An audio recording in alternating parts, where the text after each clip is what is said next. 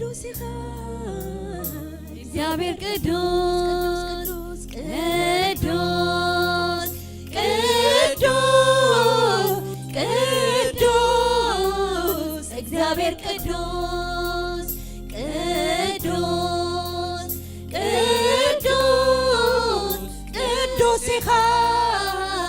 እግዚአብሔር ቅዱስ ቅዱስ ቅዱስ ቅዱስ ቅዱስ እግዚአብሔር ቅዱስ ቅዱስ ቅዱስ ይኻ ቅዱስ ይኻ እግዚአብሔር ቅዱስ ቅዱስ ቅዱስ ቅዱስ ቅዱስ ቅዱስ እግዚአብሔር ቅዱስ ቅዱስ ቅዱስ ቅዱስ ይኻ እግዚአብሔር ቅዱስ ቅዱስ ቅዱስ ቅዱስ ቅዱስ ቅዱስ እግዚአብሔር ቅዱስ ቅዱስ ቅዱስ ቅዱስ ይኻ እግዚአብሔር ቅዱስ እንዳሰገድና እስኪ ቅዱስ ቅዱስ ቅዱስ እግዚአብሔር ቅዱስ ቅዱስ ቅዱስ ቅዱስ ይኻ እግዚአብሔር ቅዱስ ቅዱስ ቅዱስ ቅዱስ ቅዱስ እግዚአብሔር ቅዱስ ቅዱስ ቅዱስ ቅዱስ ይኻ እግዚአብሔር ቅዱስ ኣብ ሰማይ ሰማያት ልዕል ኢልካ ዘለኻ ቅድስናኻ ፍጹም የለን ዓበር ዝረኽበካ እልፍ ኣላፍ መላእክት ቅዱስ ናበሉ ዝሰግዱልካ መሰልካ ብረኸብኩ ኣነ እውን ቅዱስ ይኻ ብለካ እልፍ ኣላፍ መላእክት ቅዱስ ናበሉ ዝሰግዱልካ ዕድልካ ብረኸብኩ ኣነ እውን ቅዱስ ይኻ ብለካ እልፍ ኣላፍ መላእክት ቅዱስ ናበሉ ዝሰግዱልካ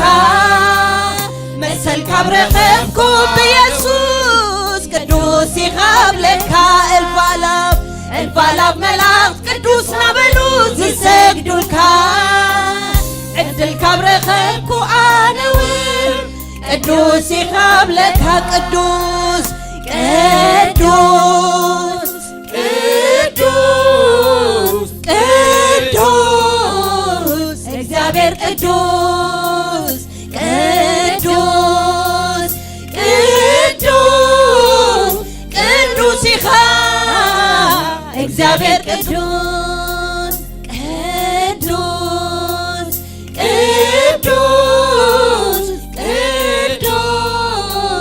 እግዚአብሔር ቅዱስ ቅዱስ ቅዱስ ቅዱስ ይኻ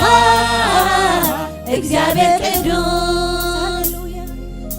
ሃሌሉያ ሃሌሉያ ሃሌሉያ ሃሌሉያ እግዚአብሔር በኢየሱስ ክርስቶስ ዕድል ዝሃብካና ክንሰግደልካ ከነምልኸካ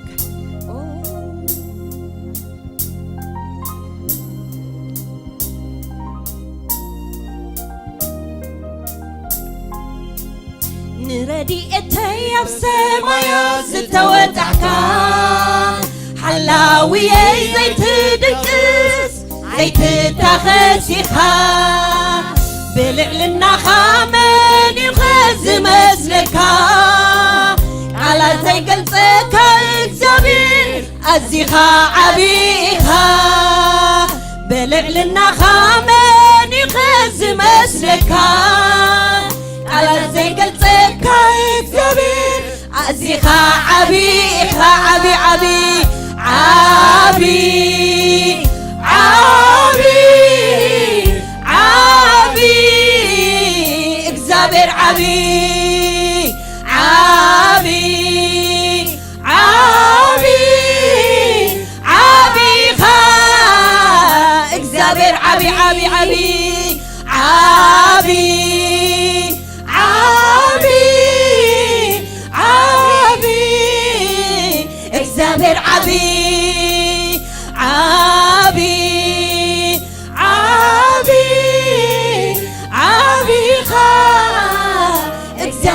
عبي عبي عبي عبي عبي عبي እግዚአብሔር ዓቢ ደረት አልቦይኻ እግዚአብሔር ኣዚኻ ዓቢ ብቑዒኻ ክትወስድ ውዳሴ ክብሪ ስለዚ ኣዋልውን ዘኽብረካ እናረአኹ ነዚ ዓቢ ማንነትካ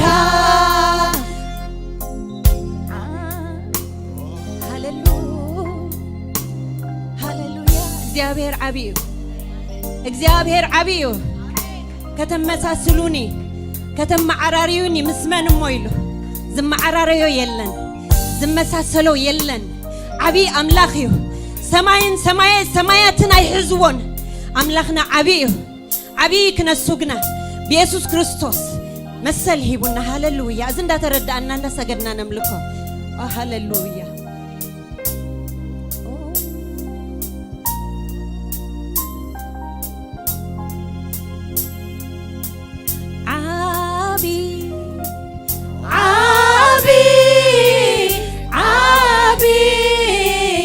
እግዚአብሔር ዓቢ ዓቢ ዓቢ ዓቢ ዓቢ ዓቢኻ እግዚአብሔር ዓቢ ዓቢ ዓቢ ዓቢ ዓቢ ዓቢ እግዚአብሔር ዓቢ ዓቢ ዓቢ ዓቢኻ እግዚአብሔር ዓቢ ደረት አልቦ ኢኻ እግዚአብሔር ኣዚኻ ዓቢ ብቑዒኻ ክትወስድ ውዳሴ ክብሪ ስለዚ ኣነውን ዘኽብረካ እናርአኹ ነዚ ዓቢ ማንነትካ ቅዱስ ኢኻ ቅዱስ ክቡር ኢኻ ዓቢ አምላኽ ቅዱስ ኢኻ እግዚአብሔር ቅዱስ ዓቢ ኢኻ ዓቢ አምላኽ ቅዱስ ቅዱስ ኢኻ ቅዱስ ዓቢ ኢኻ እተፍር ቅዱስ ኢኻ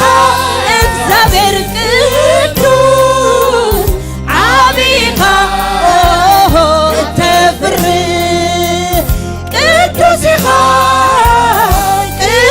ቅዱስ ክቡር ኢኻ ዓቢ አምላኽ ቅዱስ ኢኻ እግዚአብሔር ቅዱስ ክቡር ኢኻ ዓቢ አምላኽ ቅዱስ ኢኻ ቅዱስ ዓቢ ኢኻ እተፍር ቅዱስ ኢኻ ቅዱስ ዓቢ ኢኻ እተፍር ዝመስለካ የለን እግዚአብሔር ዝመስለካ የለን እግዚአብሔር ዝመስለካ የለን እግዚአብሔር ዝመስለካ የለን ዝመስለካ የለን እግዚአብሔር ዝመስለካ የለን እግዚአብሔር ዝመስለካ የለን እግዚአብሔር ዝመስለካ የለን እግዚአብሔር ዝመስለካ የለን እግዚአብሔር ዝመስለካ የለን እግዚአብሔር የለን ዝመስለካ የለን እግዚአብሔር ዝመስለካ የለን እግዚአብሔር አምላኽና ዝመስል የለን ዝመስለካ የለን እግዚአብሔር በእልልታ እስክነምልኮ ዝመስለካ የለን እግዚአብሔር የለን ዝመስለካ የለን እግዚአብሔር ዝመስለካ የለን እግዚአብሔር የለን ዝመስለካ የለን እግዚአብሔር ኧረ ዝመስለካ የለን ዝመስለካ የለን እግዚአብሔር ወዝመስለካ ዝመስለካ የለን እግዚአብሔር ንዓኻ ዝመስል የለን ዝመስለካ የለን እግዚአብሔር ዝመስለካ የለን እግዚአብሔር ተገሪመ ተገሪመ ተገሪመ አምላኸይ ከማኻ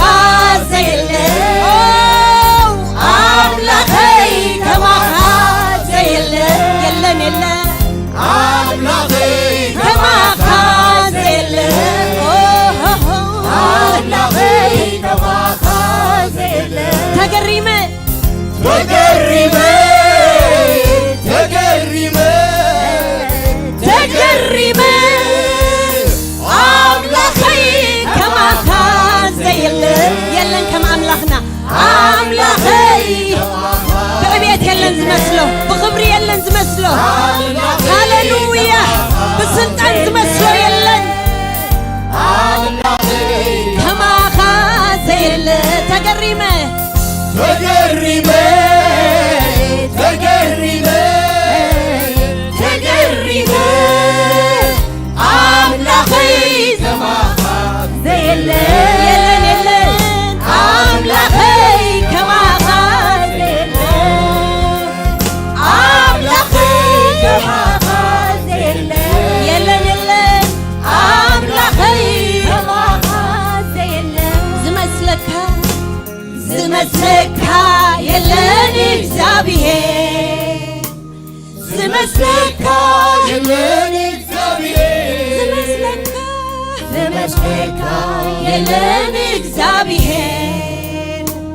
ዝመስለካ የለን እግዚአብሔር የለን የለን ዝመስለካ የለን እግዚአብሔር ዝመስለካ የለን እግዚአብሔር ዝመስለካ የለን እግዚአብሔር ዝመስለካ ተደንቕ ተደንቕ አምላኺኻ ተደንቕ አምላኺኻ ተደንቕ አምላኺኻ ክንደይ ተደንቕ አምላኺኻ ተደንቕ አምላኺኻ ተደንቕ አምላኺኻ ተደንቕ አምላኺኻ ክንደይ ተደንቕ አምላኽኻ ተደንቕ አምላኺኻ ተደንቕ አምላኺኻ ተደንቕ አምላኺኻ ክንደይ ተደንቕ አምላኺኻ ሰማይ ዙፋንካ ምድሪ መርገጺ እግርኻ ብሕያውነትካ ትነብር ካብ ዘለዓለም ንዘለዓለም ከቢርካ ካብ ዘለዓለም ንዘለዓለም ነጊስካ ካብ ዘለዓለም ንዘለዓለም ከቢርካ ካብ ዘለዓለም ንዘለዓለም ኣየ ክንደይ ኣየ ክንደይ ተደንቕ አምላኺኻ ኣየ ክንደይ ተደንቕ አምላኽኻ እልልታ ዘለዎ እስኪ ንዚ ኣምላኽ እዚ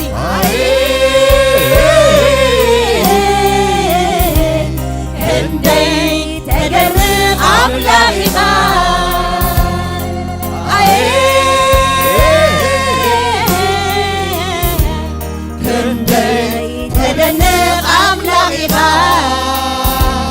ተደንቕ አምላኺኻ ተደንቕ አምላኺኻ ተደንቕ አምላኺኻ ክንደይ ተደንቕ አምላኺኻ ተደንቕ አምላኺኻ ተደንቕ አምላኺኻ أملاخيها كندي تدنق أملاخيها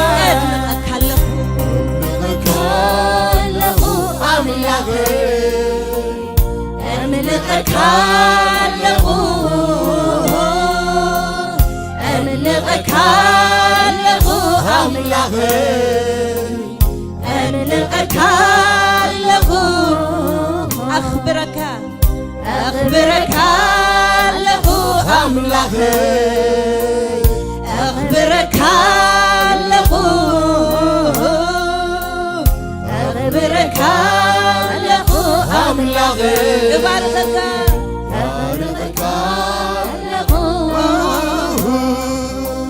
باركك له أملخي باركك له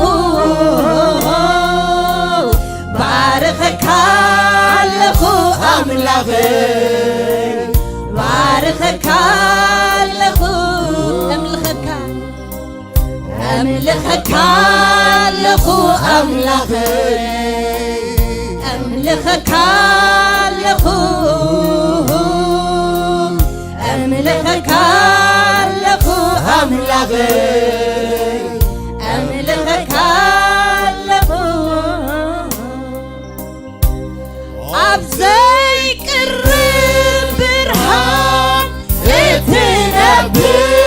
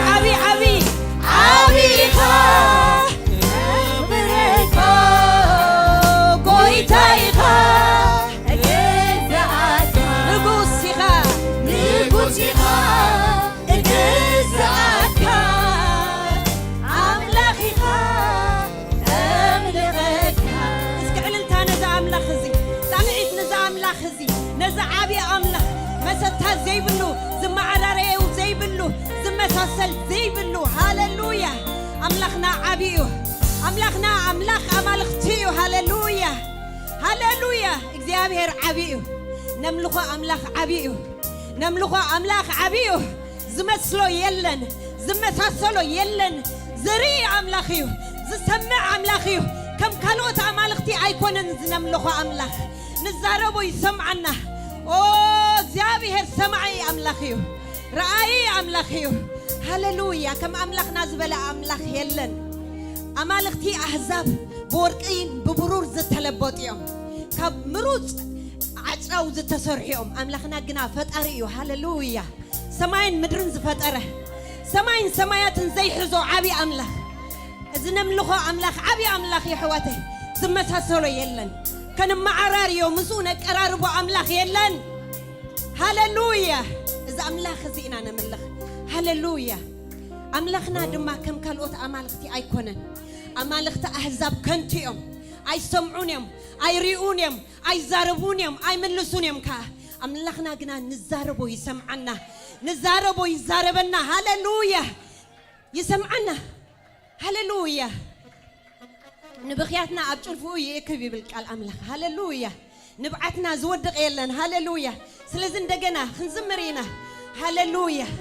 هاليلويا هاليلويا عندنا خنخبروينا نعوت مزمور كنزمرينا ازي عزازم تسي انبردو تنفاسك صب كتسئديلو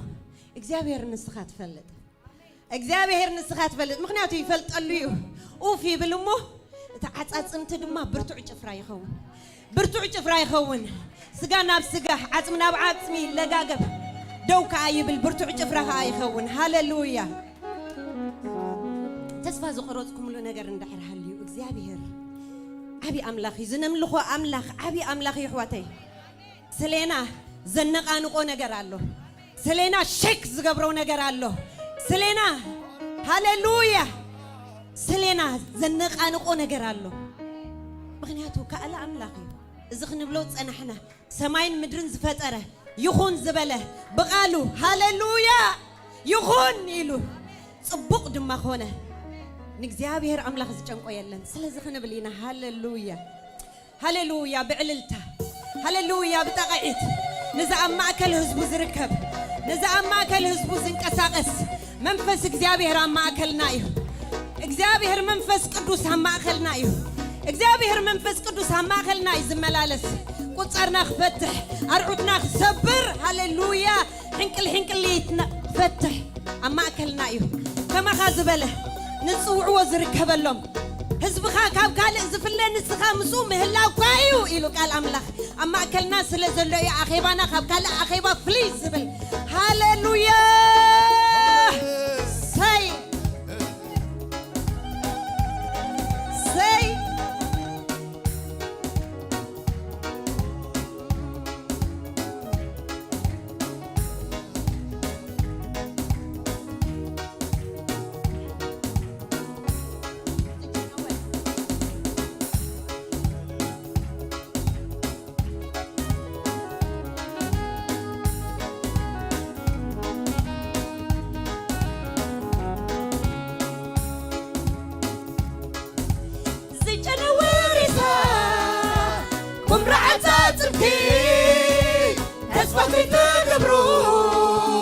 سفرة مغزبتي روحك برخي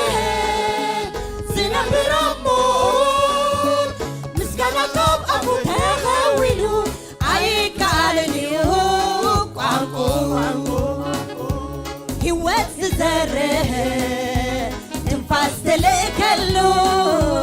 حديلو كجمر كقصر تاريخو تدون اي تخلطبن ابا تدله تخيل دبغت للو بمدوب جزي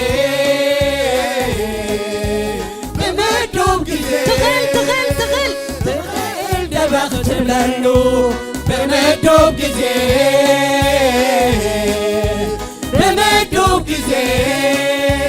مع الشلل تبلو دهاي سمعي خاتمي قولين سلي تنقاني أخاوي نمرد أي سيف خاتم الله نزيق أحتوت نفسي تقابا نمرد أي عمسفان كالخا نزيق أحتوت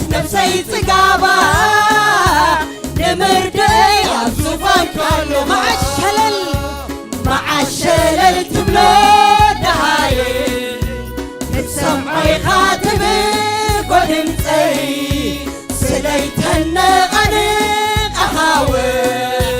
نمردئي سيفغات ملي نزيق احتوت نفسي تقابا نمردئي هاللويا نزيق احتوت نفسي تقابا نمردئي نزيق احتوت نفسي تقابا عالزفان كاللغة نزق احتوت نفسي تقابا نمردئي عالزفان كاللغة هاللويا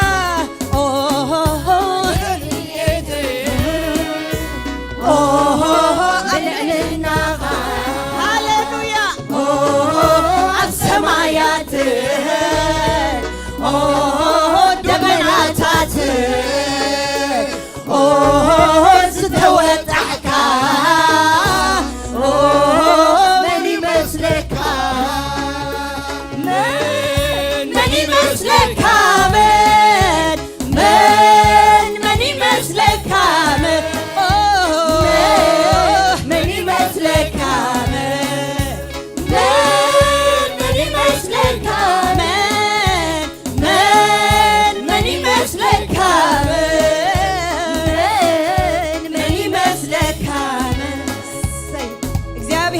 ቅዱስ መቅደስ እዩ ኩላ ምድሪ ጸጥበር ሃሌሉያ እትን ረድኤትን ኣብ ሰማያት ዝተወጥሐ ኣምላኽ ዝመስሎ የለን እግዚአብሔር ደበናታት ለጠቕ ኣቢሉ ወረደ ሃሌሉያ ንረድኤት ደበናታት ኣድኒኑ ወረደ እዩ ዝብል ሃሌሉያ ኣብቲ ዘመን ስፍራ ደረቕ ምድረ በዳ ሰማዕ ዘይርከቡ سفرا قطعها حيلي كوسكوتو زقدد قنتو كم تقدم علىخو مفال أبزيك على اللوء ما أنتي كاتو زوتا كان نغاب قبتي نبعرفت بوتا ناوناي تسوعدي بعندي دبناسو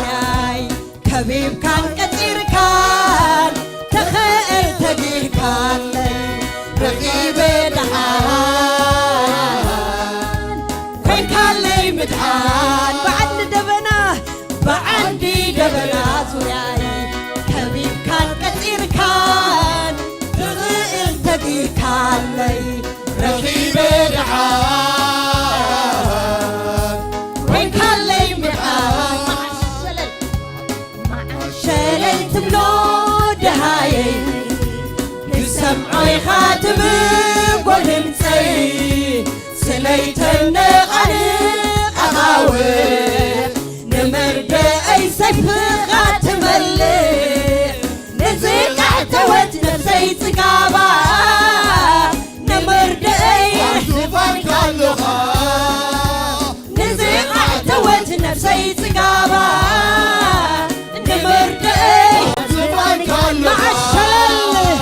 مع الشلل تملود هاي السمعي خاتم قدمتي سليت النغنق أغاوي نمرد أي سيف خاتم اللي نزيق احتوت نفسي تقابا نمرد هاللويا نزيق احتوت نفسي تقابا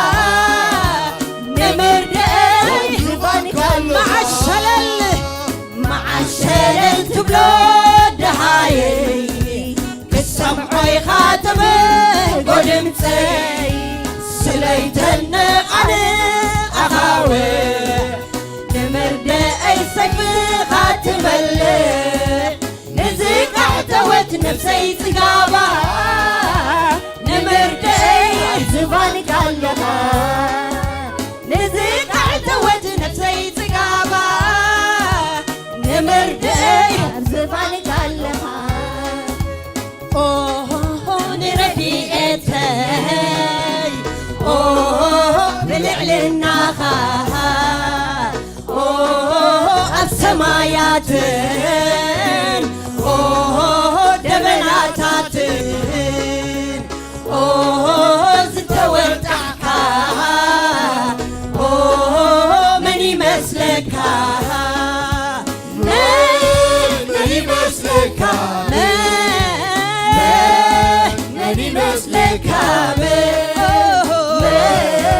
መን ይመስለካ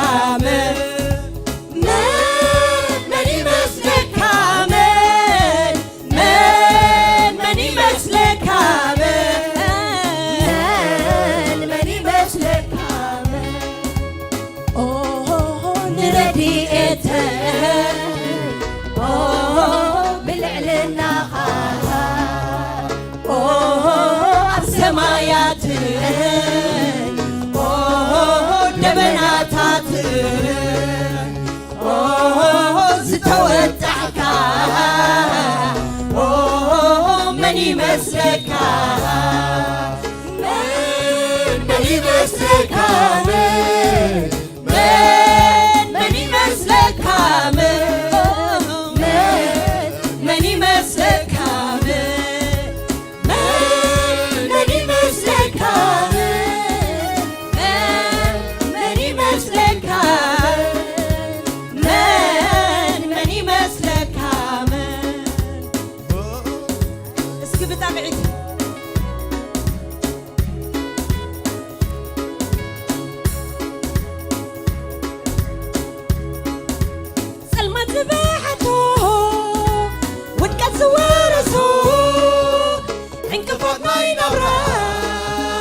حصار مكرا كما بوزي بلو سرطة ولد بويني كبحرك مرين عزيين زادنقل بحيال كتسمكا بزرقعت ايدكا مفتاحي كتقبل عبسماي وريدكا بهدأ صبيمكا كتعيو تقبركا تخيل كل ساعة تصبغي وينو اللو مدبكا وينو اللو مدبكا تخيل كل ساعة تصبغي وينو اللو مدبكا وينو اللو مدبكا تخيل كل ساعة تصبغي وينو اللو مدبكا وينو اللو مدبكا سلمات زبحتو ودك سوارسو انت فوقنا ينورا حصار مكرا كما بوزي بلو سقطة ولد كويني كبحتك مرين عزيين بحيال كتسمكا بزرقعت ايدكا مفتاحي كتكبر عبسماي ويدكا بهدأ صبيمكا كتعيو تقبركا تخيل كل ساعة تصبغي وينو اللو مدبكا وينو اللو مدبكا تخيل كل ساعة تصبغي وينو اللو مدبكا وينو اللو مدبكا تخيل كل ساعة تصبغي وينو اللو مدبكا وينو اللو مدبكا تخيل كل ساعة تصبغي وينو اللو مدبكا وينو اللو مدبكا سلازي معشلل تبلو دهايي السمعي خاتمي قدمتي سليتن قنق أخاوي نمرد السفي خاتم اللي نزيق احتوت نفسي تقابا نمرد هاللويا نزيق احتوت نفسي تقابا نمرد معشلل تبلو دهايي السمعي خاتمه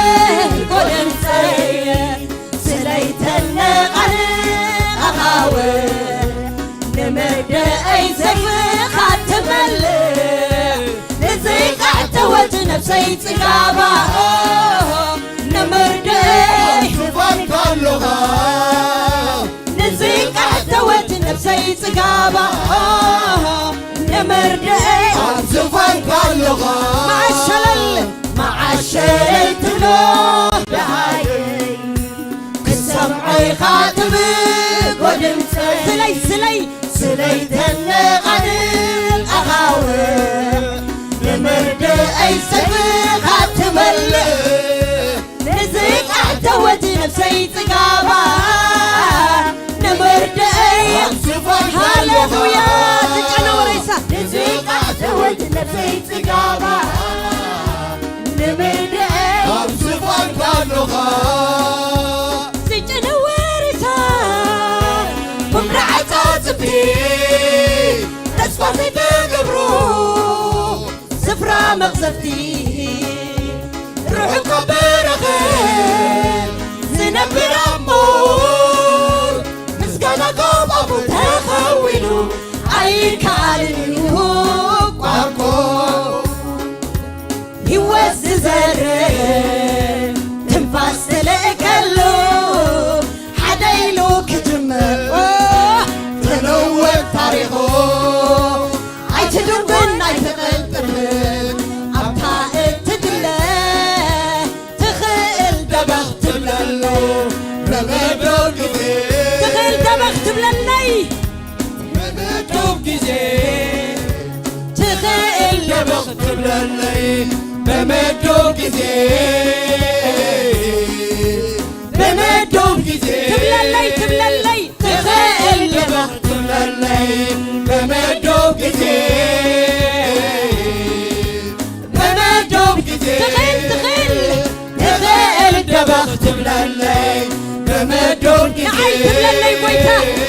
هاللويا بمدو كذي تخيل دبخ تبللي بمدو كذي እግዚአብሔር አይዱምኒ አይቀንጽፉኒ ድማ አምድም ግዚኡ دبخ تبللي بمدو كذي بمدو كذي تخيل دبخ تبللي بمدو كذي بمدو كذي مع الشلل تبلو دهاي سمعي خاتمي قدمت سلي زنقانق له هاللويا زنقانق اخوحلو سلي زنقانق له نزيق احتوت نفسي تقابا نمردي زفان كاللغة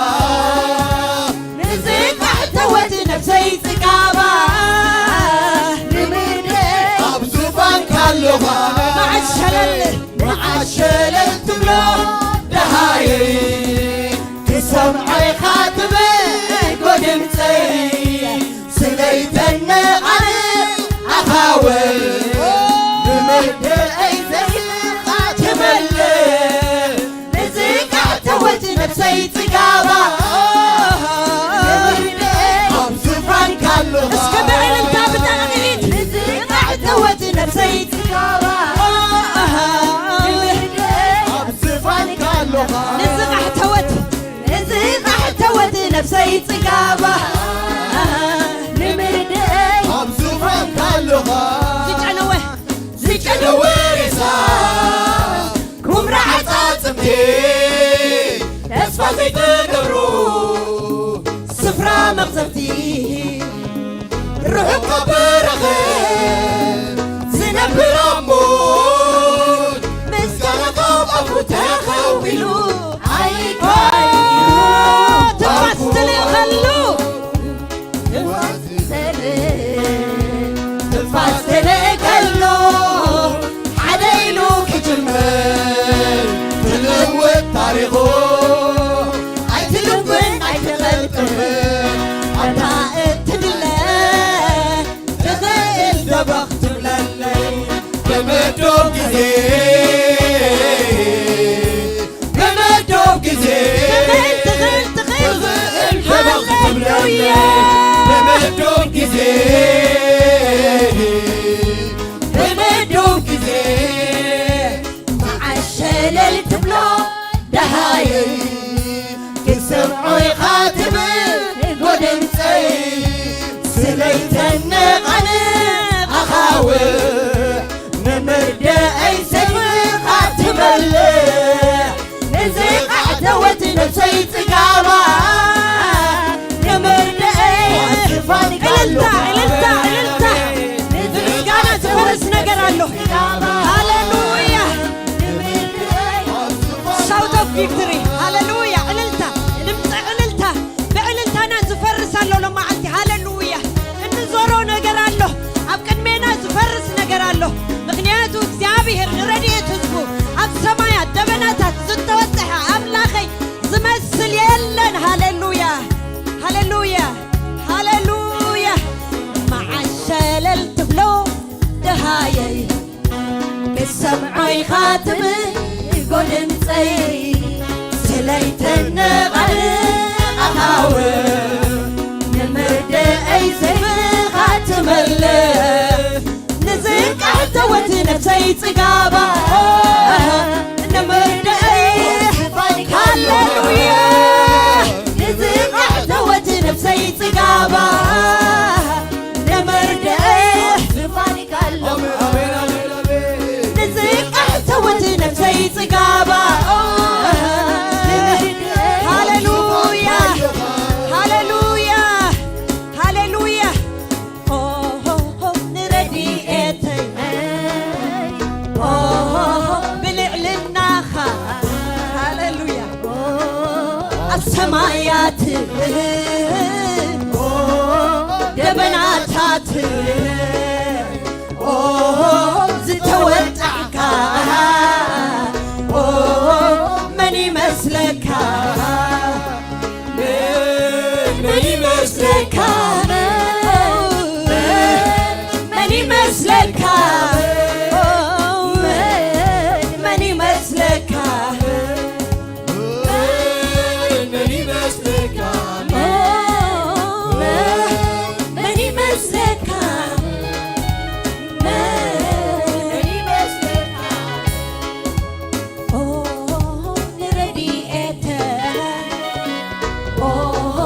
ብልዕልናኻ ኣብ ሰማያት ደበናታት ዝተወጣዕካ መን ይመስለካ መን ይመስለካ መን ይመስለካ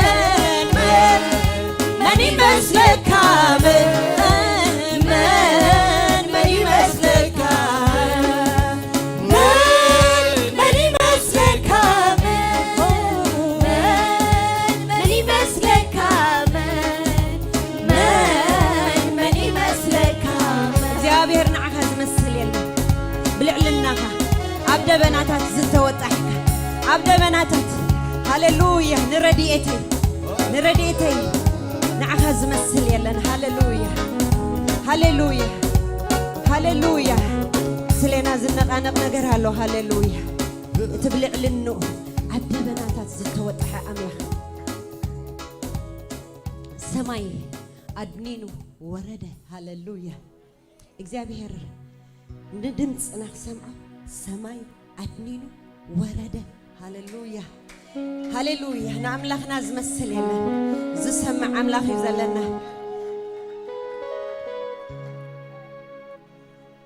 ብዝተፈላለየ ክብደት መፂና ክንከውን ንኽእል ኢና እግዚኣብሔር ኣምላኽና ግና ዓብዪ ኣምላኽ እዩ ንረድኤትና ድማ ብልዕልንኡ ኣብ ሰማያት ዝተወጥሐ ኣገዳሲ ተኾይኑሲ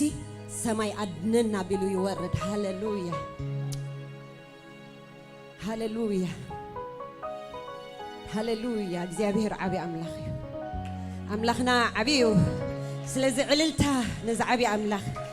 ዕልልታ ጣቂዕት ኣውኩዑ ኢልዎም ሽዑ ክፈርስ እዩ ሃሌሉያ ድምፂ ዕልልታ ኣብ ሰፈር ጻድቃን ድምፂ ዕልልታ እዩስ ሃሌሉያ ሃሌሉያ ስም ኣምላኽና ይባረኽ ናብቲ ዝቕፅል መደብና ክንሓልፍ ኢና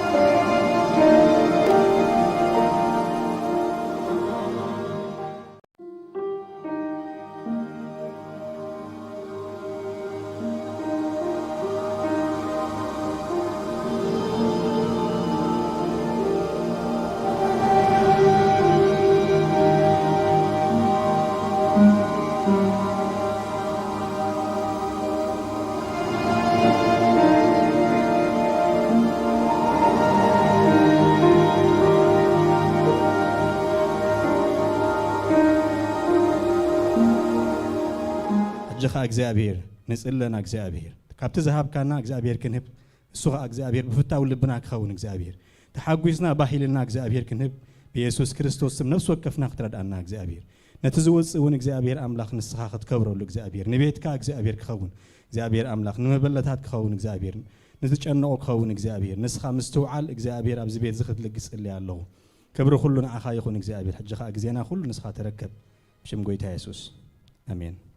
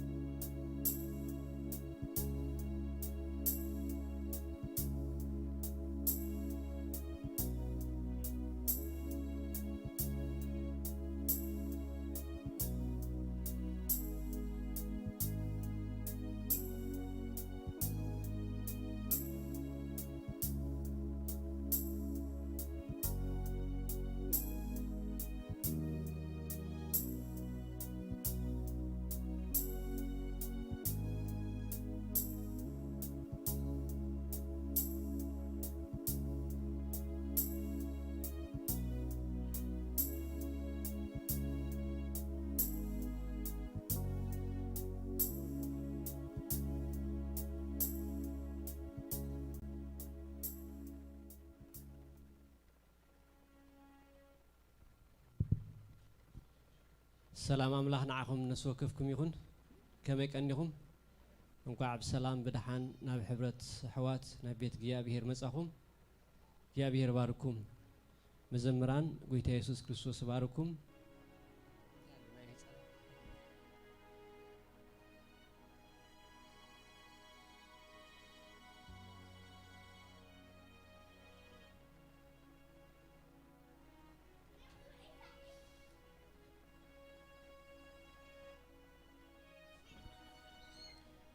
الشدكنا مصنع له يابير مسكن صلي الله مينا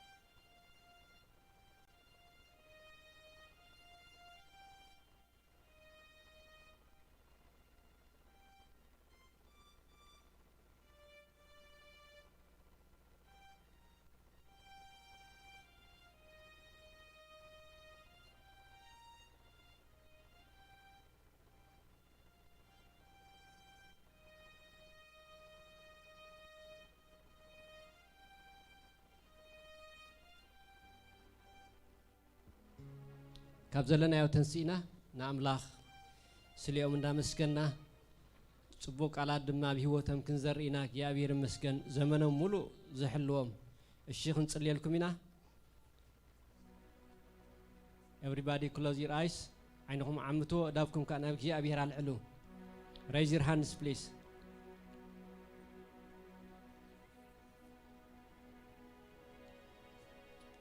እግዚአብሔር አቦና አዚና ነመስክነካለና ጎይታ ስለ ምሕረትካ ስለ ፍቅርካ ስለ ትብ ክርስቶስ ኢየሱስ አብ ህይወት ነፍስ ወከፍና ዘለካ ጽቡቅ ሐሳብ ነመስክነካለና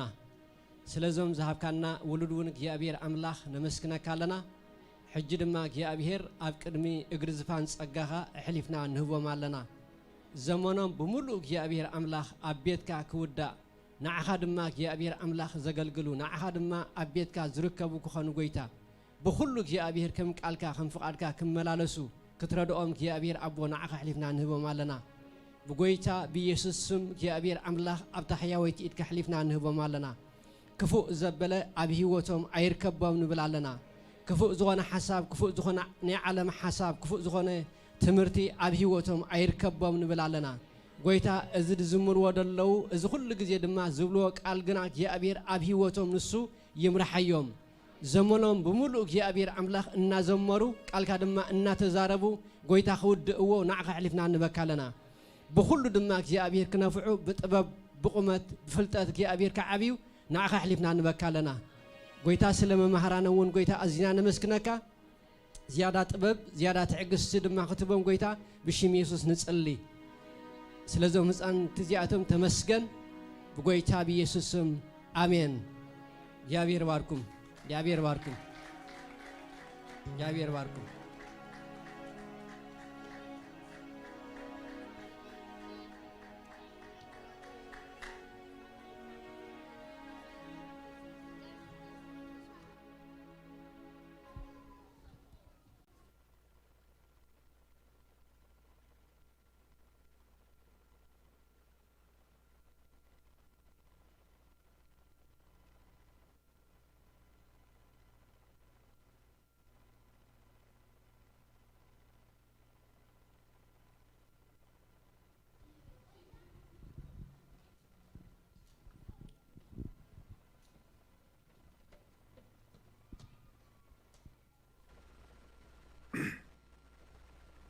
ስለዚህ ታ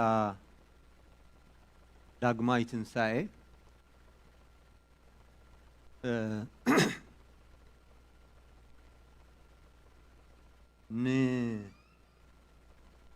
ሰከንድ ሳንዴያ ትበሃል ወይ ድማ ሻምነይቲ መዓልቲ ማለት ካብታ ኢየሱስ ክርስቶስ ዝተንሰላ ሻምነይቲ መዓልቲ ማለት ንምንታዮም ዳግማይ ትንሣኤ ኢሎማ توماس مسؤوم سلزي نبرة أبتا قداميتو معلتي مش أبتي أقامشت مسكونة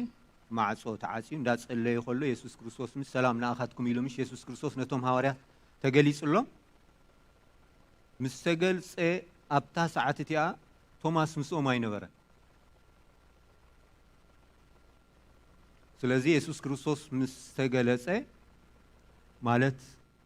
بحقي بأكل كموتات كم زتنسى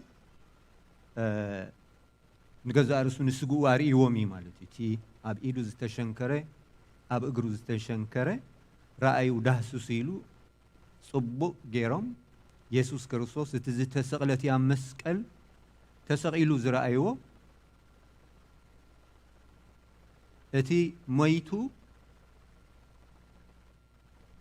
تقبيرو أبت مقابر زرعيوه نسو هياو كم زخونة كم زتنسئ صبو جيروم متان كرغاغصو داسسو يلو مش حكي أب ونجيل يوحنس مبل عسران عرف كاب عسران 4 قالها موتات أبيلي زلوت تاريخ سلازي دهسسو خمز بلوم كمز دهسسو بتخكل تزتسقلن تزموتن تزتنسن يسوع كريستوس نسو بزي غاغي بمنفس زي كونه بأكل نسو كموتات كمز تنسئ كرغاغصو كم زجبرهم تاريخي نجرنا مالت سلازي بتاع ساعات تيا توماس مسؤوم سلازي نبره أي آمن يسوع مبرت كريستوس تجلس قلنا مسبلوه أنس كيداس كراه هو سيأمنني كم زبلة دحر لك أب مبل شامنيت معلت مالتي كابتا سنبت كابتا قداميت سنبت أب مبل شامنيت معلت دوما يسوع كريستوس كم زتجلس حواريات ما بحنساب كم زنبرو ني توماس دمان تاي كم زبلو داسس كم زبلو نتي زتشن كرو كم زدهسسو بأكل دماني تزتسقلت زموتت زتنسى يسوع كريستوس نايب حقي كموتات كم زتنسى هي أو كم زخوانه الرجع جيسو انتايلو توماس قويتين أملاخين إلو مال سلازي يسوع كريستوس كأسيلو خزارب كله نتوم زعبانا مالت توم كيرأين إذا أمنوا دمان تايلنا بسأني وميلنا مالت إجابة هرستمس جنيه خمس لذة تاريخ أب وانجيل يوحنس معرف إسراء كاب إسراء 4 كسب إسراء 9 زلوا أبو كتروخ بوت خلي خمس لذي لوم معنتم بار أب زي معلت زي كوينا أنا خن الزارب مالتي أملاق استمس جنيه خون of course مسزيز الزامد مخنياتو أبقني فاسقا أبقني نايتن سأينا قويتانا المرحينا يسوع كريستوس سلازلنا نزي بزعبا تنساي كم مزاخر زخون نجر كن الزارب يقبا جن already أبز حلف السنبت ونخوم سلازي تمهارنا سلازي تناي تنساينا قويتانا المرحينا يسوع كريستوس دما أب لب نفس وقفنا سلازلو متقامو هاي دلني مالتي إجابة هرستمس جنيه خنو of course زي درار قويتاون سلن وسد سلازتي جنا تي ناي قويتانا المدحينا يسوع كريستوس موتن تنساين سجا يسوع كريستوس دم يسوع كريستوس زبل نسون كأسئلو زربنا سلازخونه حجي ناتي أرستي لما عنتي إجابة هر بحنساب كوينون مهاروز زي كونن زين مذكري خونا مأتو خونا نايلة تزاربية أملاخ استمس جنيخون سلازين هايلوم معنتي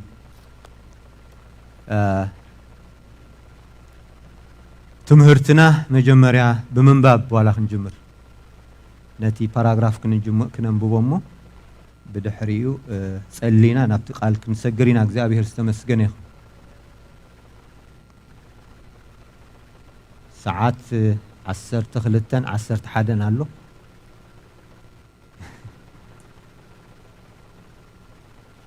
سلازي بستقالنا متن قال مدبون سلازلو احصيره كزارب ምናልባት እንተኸኢልኩም ንስኻትኩም ቲ ጥቕሲ ክትጽሕፉ ኢኹም ማለት እዩ ኣብ ገዛ ኸይድኩም ድማ ሪፈር ትገብርዎ ማለት እዩ መሊስኩም ጽቡቕ ጌርኩም ተጽንዕዎ ማለት እዩ ሕራይ እምበር ናይ ሎም መዓንቲ መበገሲ ናይ ማለት ጥቕስታት ካብ ብዙሕ ኢና ክንእክቦ ግን ከመበገሲ ክኾንና ግን ሓደ ጥቕሲ ካብ ወንጌል ዮሐንስ ምዕራፍ 1 ካብ 9 ክሳብ 10 ዘሎ ንዑ ከመበገሲ ክነንብቦ ኢና እሞ ብድሕሪኡ ብዝርዝር ክንከዶ ኢና እግዚአብሔር ዝተመስገነ ይኹን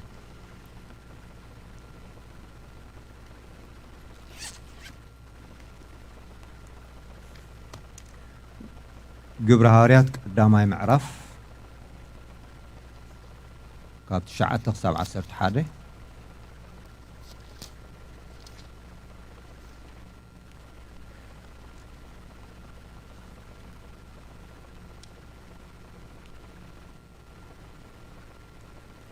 والا خاب لعليون تنببناي خاب قصو 6 تنببنايون زصلا يكونن شعو تاكيبهم كلو غويتاي بزور حات زدون اسرائيل منغستي كتقنعيخا إلهم حاتتو نسخلا دوزا عيني شعو تأكيبهم كلو قويتاي بزور حات زدون إسرائيل منقص كتقنعي خايلهم حاتتو نسوخا أبو بسلطان زمدوبو زمنون جزيون كتفلت ناتاتكم ايكونن منفس قدوس نابخاتكم الزورد جنا حيل تقبلوا أبي يروسالم أب كل يهودان أب سماريان كسعوسن مدري مسكر تكونن يخم بلهم እዚ ምስ በለ ድማ እናረኣይዎ ዓረገ ካብ ዒንቶም ካብ ደበና ተቀበለቶ ንሱ ክዓርግ ከሎ ንሳቶም ከዓ ናብ ሰማይ ገጾም ክጥምቱ ከለው እነሆ ጻዕዳ ክዳውንቲ ተኸድኑ ክልተ ሰብኡት ኣብ ጥቆኦም ደው ኢሎም ነበሩ እሞ ኣቱም ሰብ ገሊላ ስለምንታይ ናብ ሰማይ እናጠመትኩም ደው ኢልኩም ዘለኹም እዚ ካባኻትኩም ናብ ሰማይ ዝዓረገ ኢየሱስ ከምቲ ናብ ሰማይ ክዓርግ ከሎ ዝረኣኽምዎ ከምኡ ከዓ ክመጽእ እዩ በሎም እስኪ ክንጽልይ ኢና ብሓባር ኮይና እግዚአብሔር ክገልጸልና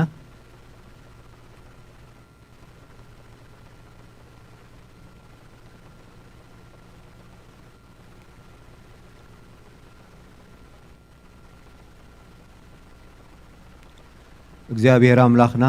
ነመስግነካ አለና በዛ ሰዓት እዚያ በጎይታናን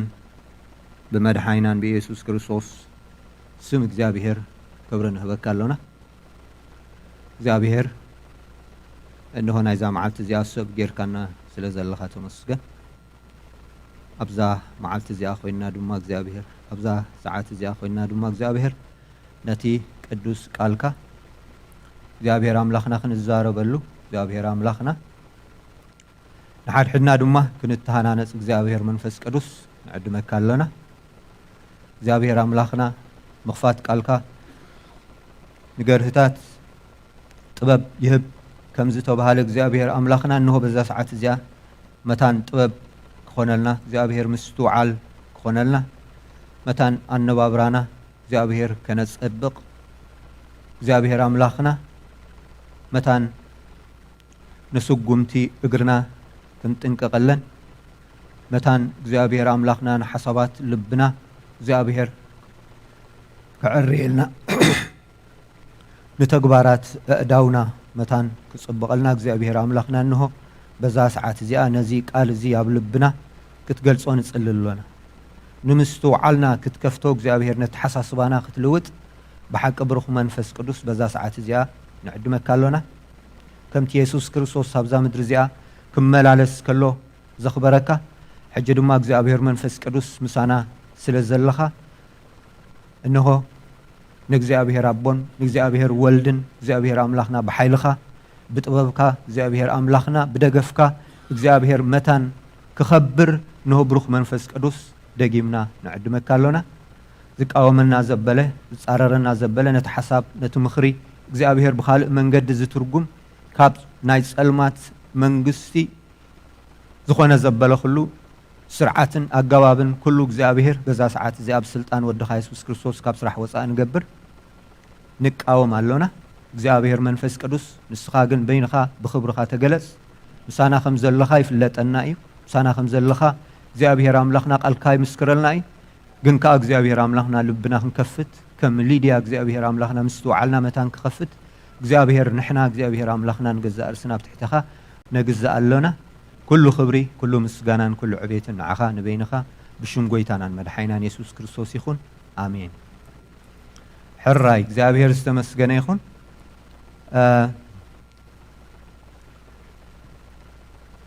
ኣብዛ መድረኽ ዝበዝሐ ጊዜ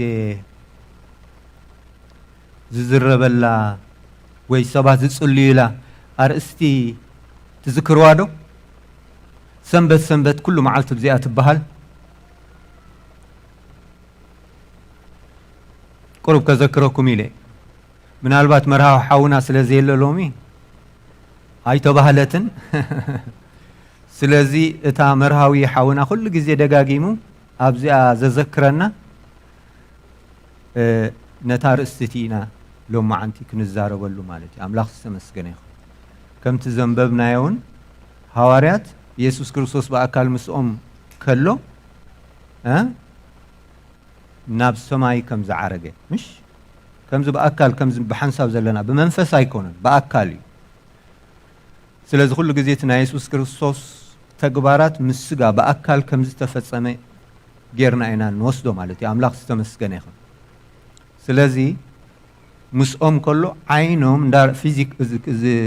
زاو زخنا عينهم مالت منفساو عينتهم አይኮነ عينهم بأكل مالت خمس زلنا يا مالت كم زأنا مش عبرخ زبالة لكم نسخاتهم كأب تحت زبالة لكم لك كم أدوما يسوس كريستوس اندار أي وين انتهي كويني السند اندار أي وقت عريقو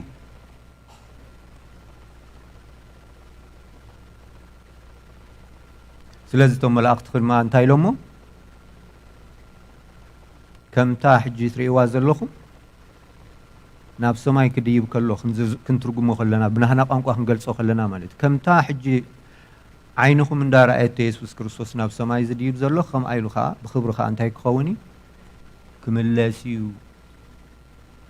يميلهم ممتم ملاقت مالت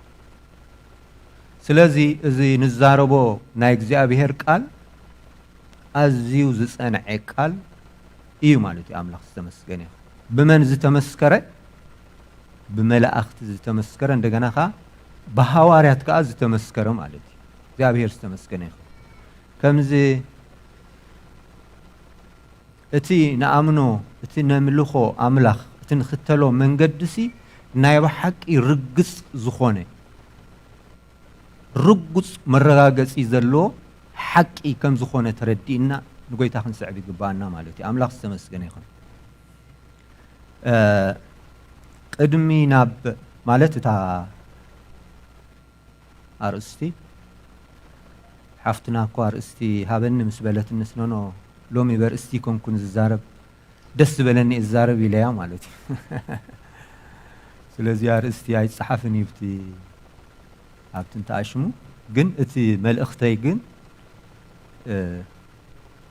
ويد ماتي نمهارو مالت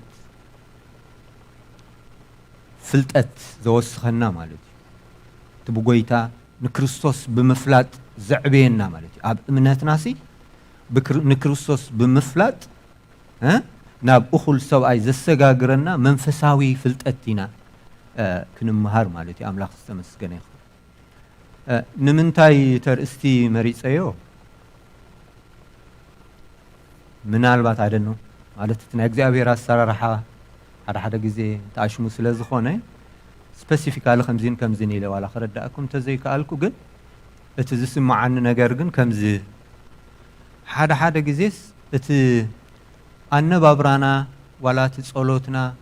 ዋላ እቲ መዝሙርና እቲ ተስፋና እቲ ንጽበዮ ነገር ሃረር ንብሎ ነገርሲ سماوي نجر أبتي يسوع كريستوس مستقل نرخبه نايجزي أبهر كبري زي كونس كمز مدراوي خو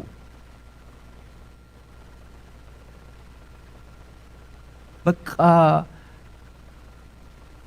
أتي هرر نبلوسي تهرر تانا تدليتنا تناي دليتنا وش تلبنا نريء كل الناس حدا جزي كابتك زي أبهر زحليون لعلينا حلف مالتي أصحاب قدوس جن أنت عايز بلنا نسوا يحليلكم يزبلنا مش حكي نسوا يحليلكم يمن كل حليتكم أو دقوة يزبلنا أو دقوة عند حريل كاس ففرقنا مالت دي أنت مالت دي أو دقوة مالت كون نابا يقدفوا حدا سبسي نحدا نجر منو زيا نعاي قدفان عند حريل كاس تاي مالت بدحري أخيت كادو قلنا نقدر تقبر يا خال تبلاش ولي يا خال مالتي نعم هنا سوز حسبه زدليه زفقده خلو نقدر نخي قبر استخل كله اللي خال مالتي سلازي أباي أو دقوة زبل أملاخ كلنا ببزوح نقدر نتحازينا مالتي يمثل منفساوي يمثل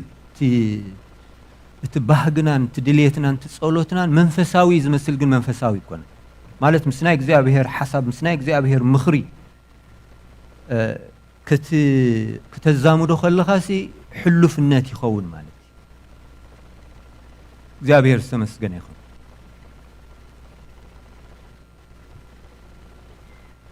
ማለት እንታይ ማለቴ ከምዚ እምነትን ተስፋንስ እንታይ ንገብሮ ኢና ንደባልቆ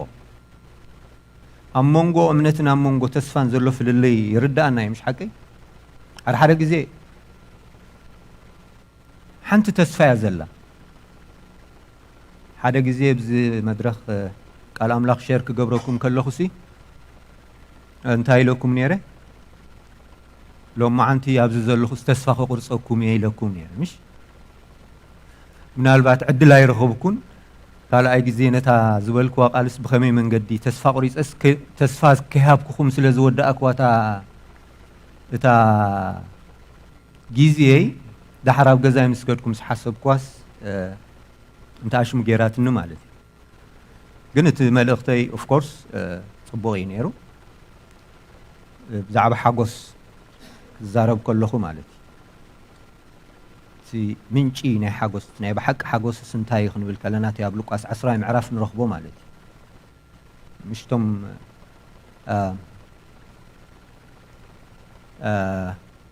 ካብቶም ጎይታ ኢየሱስ ክርስቶስ ከክልተ ገይሩ ዝለኣኾም እሲ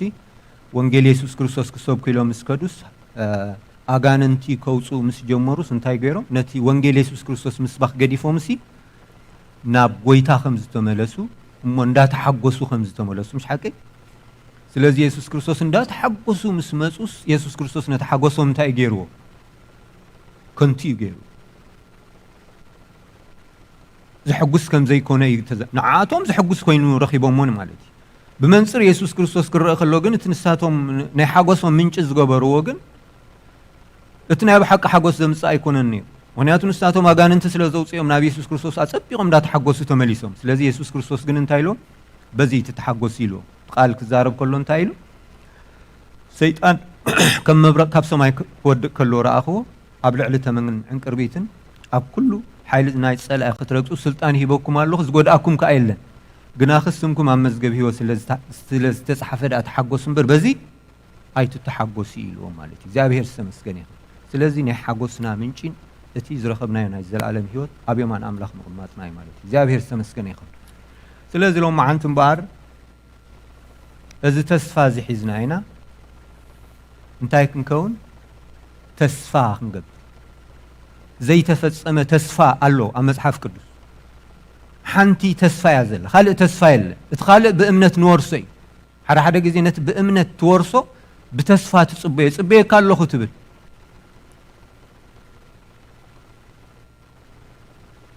ተስፋ ይገብር ኣለኹ ትብል በእምነት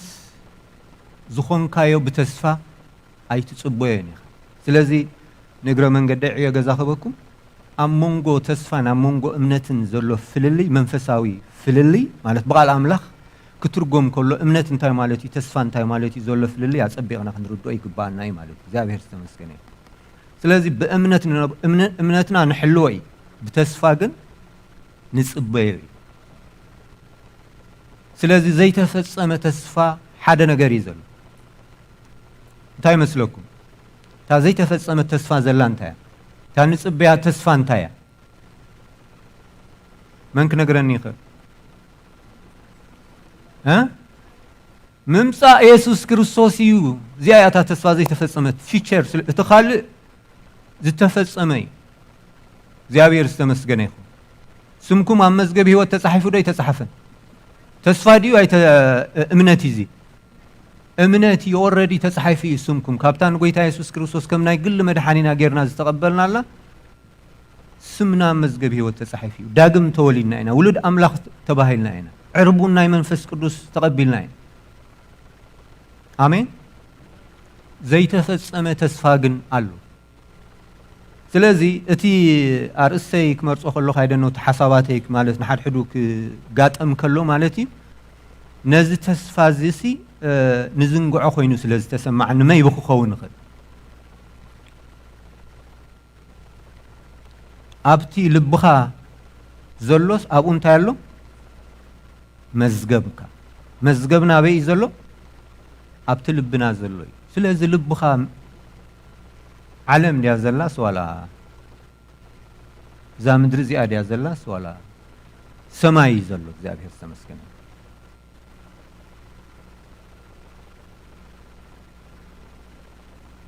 ስለዚ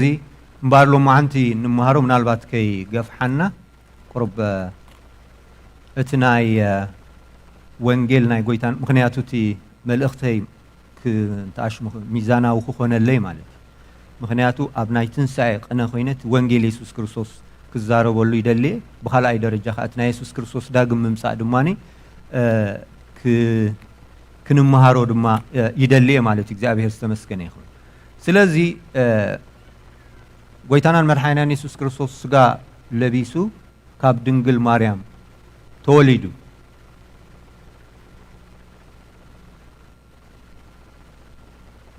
ስለዚ ናይ ኢየሱስ ክርስቶስ ሙላድ እንታይ የምጻልና ሓጎስ የምጻልና ማለት አምላክ ዝተመስገነ ኣብ ሉቃስ 2 ካብ 10 ክሳብ 11 ክንሪኦ ንኽእል ኢና ዓብይ ሓጎስ እበስረኩም ኣለኹ ዝብል ቃል ኣለና ስለ ናይ ኢየሱስ ክርስቶስ ሙማትከ ኢየሱስ ክርስቶስ ተወሊዱ ሓጎስ ኣምፂሉና ናይ ኢየሱስ ክርስቶስ ኣብ መስቀል ሙማትከ እንታይ እዩ ንዓና ዘምጻሎ ንደቂ ሰብ እንታይ ዘምጻሎም ሕድገት ሓጢኣት እዩ ዘምጻሎ ሓጢኣቶም እንታይ ይኽፈል እንታይ ይኸውን ማለት ይኽፈል ኢየሱስ ክርስቶስ ሓጢኣት ዘይፈለጠ ሓጢኣት ዘይገበረ ስለ ሓጢኣት ደቂ ሰብ ግን እንታይ ኮይኑ ኣብ መስቀል ተሰቂሉ ስለዚ ናይ ኢየሱስ ክርስቶስ ንሓጢኣት ደቂ ሰብ ፀይሩ ኣብ መስቀል ሙማት እንታይ የምጸሉ ሕድገት ሓጢኣት የምጻልና ወይ ድማ እዚ ምድሓን ንብሎ ማለት እዚ ድማ ኣብ ቀዳማይ ቆሮንቶስ ምዕራፍ 15:3 ክትሪእዎ ትሉ ኢኹም ምእንቲ ሓጢኣትና ዝብል ኣሎ እንደገና ኢየሱስ ክርስቶስ መቸም ዝሞተ እንታይ ኢኻ ትገብሮ ይቕበር ምሽ ሓቂ ስለዚ ኢየሱስ ክርስቶስ ድማ ከም ዝመተን ድሓር ድማ እንታይ ከም ዝኾነን ከም ዝተቐበረ ምሽ ሓቂ ምስ ተቐበረ ድማ ኣብ ሳልሰይቲ መዓልቲ ከምቲ ኣቐዲምና ክንዛረቦ ዝፀናሕና ማለት እዩ ኢየሱስ ክርስቶስ ከዓ ካብ ሙታት ከም ዝተንስአ መጽሐፍ ቅዱስ ተዛረበና ማለት ኢየሱስ ክርስቶስ ካብ ሙታት ተንስኡ ኩሎም ሞይቶም እዮም ዝተርፉ ብጀካ ኢየሱስ ክርስቶስ ሞይቱ ዝተንስአ የለን ማለት ግዚያዊ ሞት ግዚያዊ ምትንሳእ ምናልባት ከምዚ ናይ በዓል ኣልኣዛር ካልእ ብዙሕ ዓበይቲ ተኣምራት እውን ብድሕሪኡ እውን ይኾን ክንደይ ሞይቶም ዝነበሩ ዝተንስኡ እውን ኣለዉ ግን እቲ ሞት ግን ግዚያዊ ማለት እቲ ብህይወት ምንባር ግን ግዚያዊ ኢየሱስ ክርስቶስ ግን ህያው ኮይኑ ንዘላለም ህያው ኮይኑ ይነብር ኣሎ ማለት እዩ አምላክ ዝተመስገነ ይኹን ስለዚ ናይ ኢየሱስ ክርስቶስ ህያውነት ወይ ድማ ካብ ሙታት ምትንሳእሲ ዝተፈልየ እዩ ማለት ከምዚ ሓደ ግዜ ንሓንቲ ሊትሬቸር ዘጽንዐት እያ ሕጂ ብዙሕ እያ ትፈልጥ ብዙሕ መጽሓፍቲ ዘንበበት እያ ክምስክረላ ኢለስ ጠቕላላ መጽሓፍ ቅዱስ ከዓ ትፈልጥ እያ ሕጂ ግን ክምስክረላ ስለ ዘለኒ በቃ ቃል ወንጌልስ ክነግራለኒ በትን ኢለ ሓሲበ ዳሓር ምስከድክዋ ክጎረባብቲ ኢና ነርና ማለት እዩ ሕጂ ፈሊጣት ንሳ ከዓ እንታይ ክገብር ከም ዝመፅኹ እንታይ ክብላ ከም ዝኽእል ንሳ ከዓ ኦልሬዲ ገሚታት ንላ ማለት እዩ ሕጂ እታ ትብዓተይ ዝነበረት እንታይ እያ እታ ማለት ከምኡ ሓሲበ ኣንቢበ ኣይፈልጥኒ ድንግል ከም ዝጠነሰት ሲ ቅድሚ ሰሚዐ ኣይፈልጥኒ ዋላ ኣብ ታሪክ ማለት እዩ ስለዚ እታ ትምክሕተይ ዝነበረት ማለት እዩ ማርያም ድንግል ከም ዝኾነት ማንም ሰብ ዝናህና ድሕረ ባይታ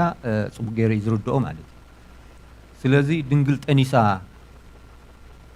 ኢየሱስ ክብል ማለት እዩ ብታሪክ ንሳ ካልእ ብዙሕ ዓይነት ኣይደኖት ታሪክ ከምታይ ከም ዘምፃቱ ናይ ግብፂ እዩ ግን ደናግል ጠንሳ ከም ዝነበራ ገለገለ ምስ ተዛረበትኒ እታ ትምክሕተይ ተሰይራ ማለት እዩ ስለዚ እቲ ዝዓበየ ተኣምር ናይ መጽሓፍ ቅዱስ እንታይ እዩ ናይ ኢየሱስ ክርስቶስ ካብ ድንግል ምውላድን ናይ ኢየሱስ ክርስቶስ ካብ ሙታት ምትንሳእን አምላክ ዝተመስገነ ይኹን ስለዚ እቲ ናይ ኢየሱስ ክርስቶስ ትንሳኤ እንታይ የምጻልና ጽድቂ አምላክ የውህበና ማለት እዩ እግዚአብሔር ዝተመስገነ ይኹን ስለዚ እዚ ሕጂ ኣብ መንጎ ኣማንን ዘይኣማንን ዘሎ ፍልልይ እንታይ ይመስለኩም ኢየሱስ ክርስቶስ እቲ ንሓጢኣት ዝኸፈሎ ዋጋ ንኹልና እዩ ንዓና ጥራሕ ኣይኮነ ማለት ንኹሉ እዩ እቲ ሓጢኣት ተኸፊሉ ማለት እቲ ናይ እግዚኣብሔር ጽድቂ ምውሳድን ዘይምውሳድን ግን ኣባና ይፈላለ ማለት ንሕና ካብቶም ካልኦት ዘይኣመንቲ ንፍለየሉ መንገዲ እንታይ እዩ ብዛዕባ ናይ ኢየሱስ ክርስቶስ ስለ ሓጢኣትና መስቀል ዝተኸፍለ ዋጋ ኣይኮነ بزعبات الصدقي أملاخ مقبالن زي مقبالن مالتي أملاخ استمسكني نت الصدقي نا እግዚአብሔር بكريستوس يسوع نعنا زتوهاب الصدقي نعو مقبالن زي مقبالن مالتي እግዚአብሔር استمسكني يخ ስለዚህ ና ኢየሱስ ክርስቶስ ትንሣኤ ድማ እንታይ የምጻልና ጽድቅ የምጻልና ማለት ና ኢየሱስ ክርስቶስ ዕርገት ከንታይ የምጻልና ኢየሱስ ክርስቶስ አሪጎ ክንብል ከለናስ እንታይት መንፈሳዊ መልእኽቱ ወይ ድማ መንፈሳዊ ትርጉሙ እንታይ እቲ ንዑ ተኸቲሉ ዝመጽ ነገርሲ እንታይ መቸም ከም ንፈልጦ እቲ ጎይታ ኢየሱስ ክርስቶስ ኩሉ ዝገበሮ ነገር ካብ ሰማይ መምጽኡ ኣብዛ ምድሪ እዚኣ ምውላዱ ኣብዛ ምድሪ እዚኣ መመለላሱ ሙማቱ ምስቃሉ ሙማቱ ምትንስኡ ምዕራጉ እንደገና ድማ ሎም ማዓንት እንታይና ክንመሃር ቀጽልና ንሪኦ ኢየሱስ ክርስቶስ ተኸውኒ ክምለሲ መርሃው ሓውና እኮ ሰንበት ከማይ ዝብለና ነይሩ ምሽ ሓቀ ኢየሱስ ክምለሲ ስለዚ ኢየሱስ ክርስቶስ ክምለሲዩ ክንብል ከለና ኩሉ እዚ ኣቀዲምና ክንጠቕሶ ጸናሕና ብተራ ማለት እዩ نسلمن زتجبري نحرينا نسلنا زتجبري آمين نايب على تاريخ يكون نسرح زنيرو ناتي ناتكم من تاريخ يسرح نيرو قويت يسوع كريستوس مالو كله يسوع كريستوس زجبروسي ما أنت مني ما أنت ناي زابير سمسكني سلازي حجي لو ما عنتون يسوع كريستوس كملسي وخن بالكلنا خمس ذنبنا بقبر هاريات قدام عرف يسوع كريستوس كملسي خن بالكلنا سي نمن يخمس نمن كبلي يسوع كريستوس كملس نعنا كبلي يخملس مالتي እግዚአብሔር ተመስገነ ይሁን ስለዚህ እትና ኢየሱስ ክርስቶስ ዕርገት ድማኒ ምእንታናይ ና ኢየሱስ ክርስቶስ ዕርገት ድማኒ ንዓና እንታይ የምጻልና እንድሕሪልና ውህበት ናይ መንፈስ ቅዱስ የምጻልና ማለት አምላክ ተመስገነ እዚ ትርዚ ኣብ ንሓድሕድና ዘሎ ሕጅት ውህበት ናይ መንፈስ ቅዱስ ፍረ ናይ መኒ ፍረ ናይ ኢየሱስ ክርስቶስ ምዕራግ ወይ ድማ ናይ ኢየሱስ ክርስቶስ ኣብ የማን አምላክ ምቅማጥ ማለት አምላክ ተመስገነ ኢየሱስ ክርስቶስ ኣብ የማን አምላክ እንተ ዘይቅመጥ ነይሩ ወይ ድማ ኢየሱስ ክርስቶስ እንተ ዘይዓርግ ነይሩ መንፈስ ቅዱስ ናብዛ ምድሪ እዚኣ ኣይምወረደ ንሳናኻ ኣይምነበረ እግዚአብሔር ተመስገነ ይሁን ስለዚህ ና ኢየሱስ ክርስቶስ ዕርገት ድማ እንታይ የምጻልና እንድሕሪና ናይ መንፈስ ቅዱስ ውህበት እቲ ኣብ ኤፌሶን ንረኽቦ ካብ 8 ክሳብ 13 ዘሎ ኣብ ሮሜ እውን ንረኽቦ ምዕራፍ 12 ኣብ ቀዳማይ ቆሮንቶስ ምዕራፍ 12 ንረኽቦ ማለት እግዚአብሔር ተመስገነ ይሁን እቲ መወዳእታ ሓምሻይ ከ እንታይ ናይ ኢየሱስ ክርስቶስ ዳግም ምምላስ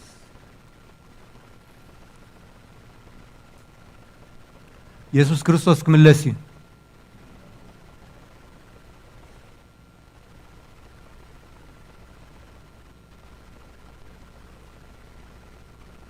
ጽበይ ወለኹም ዲኹም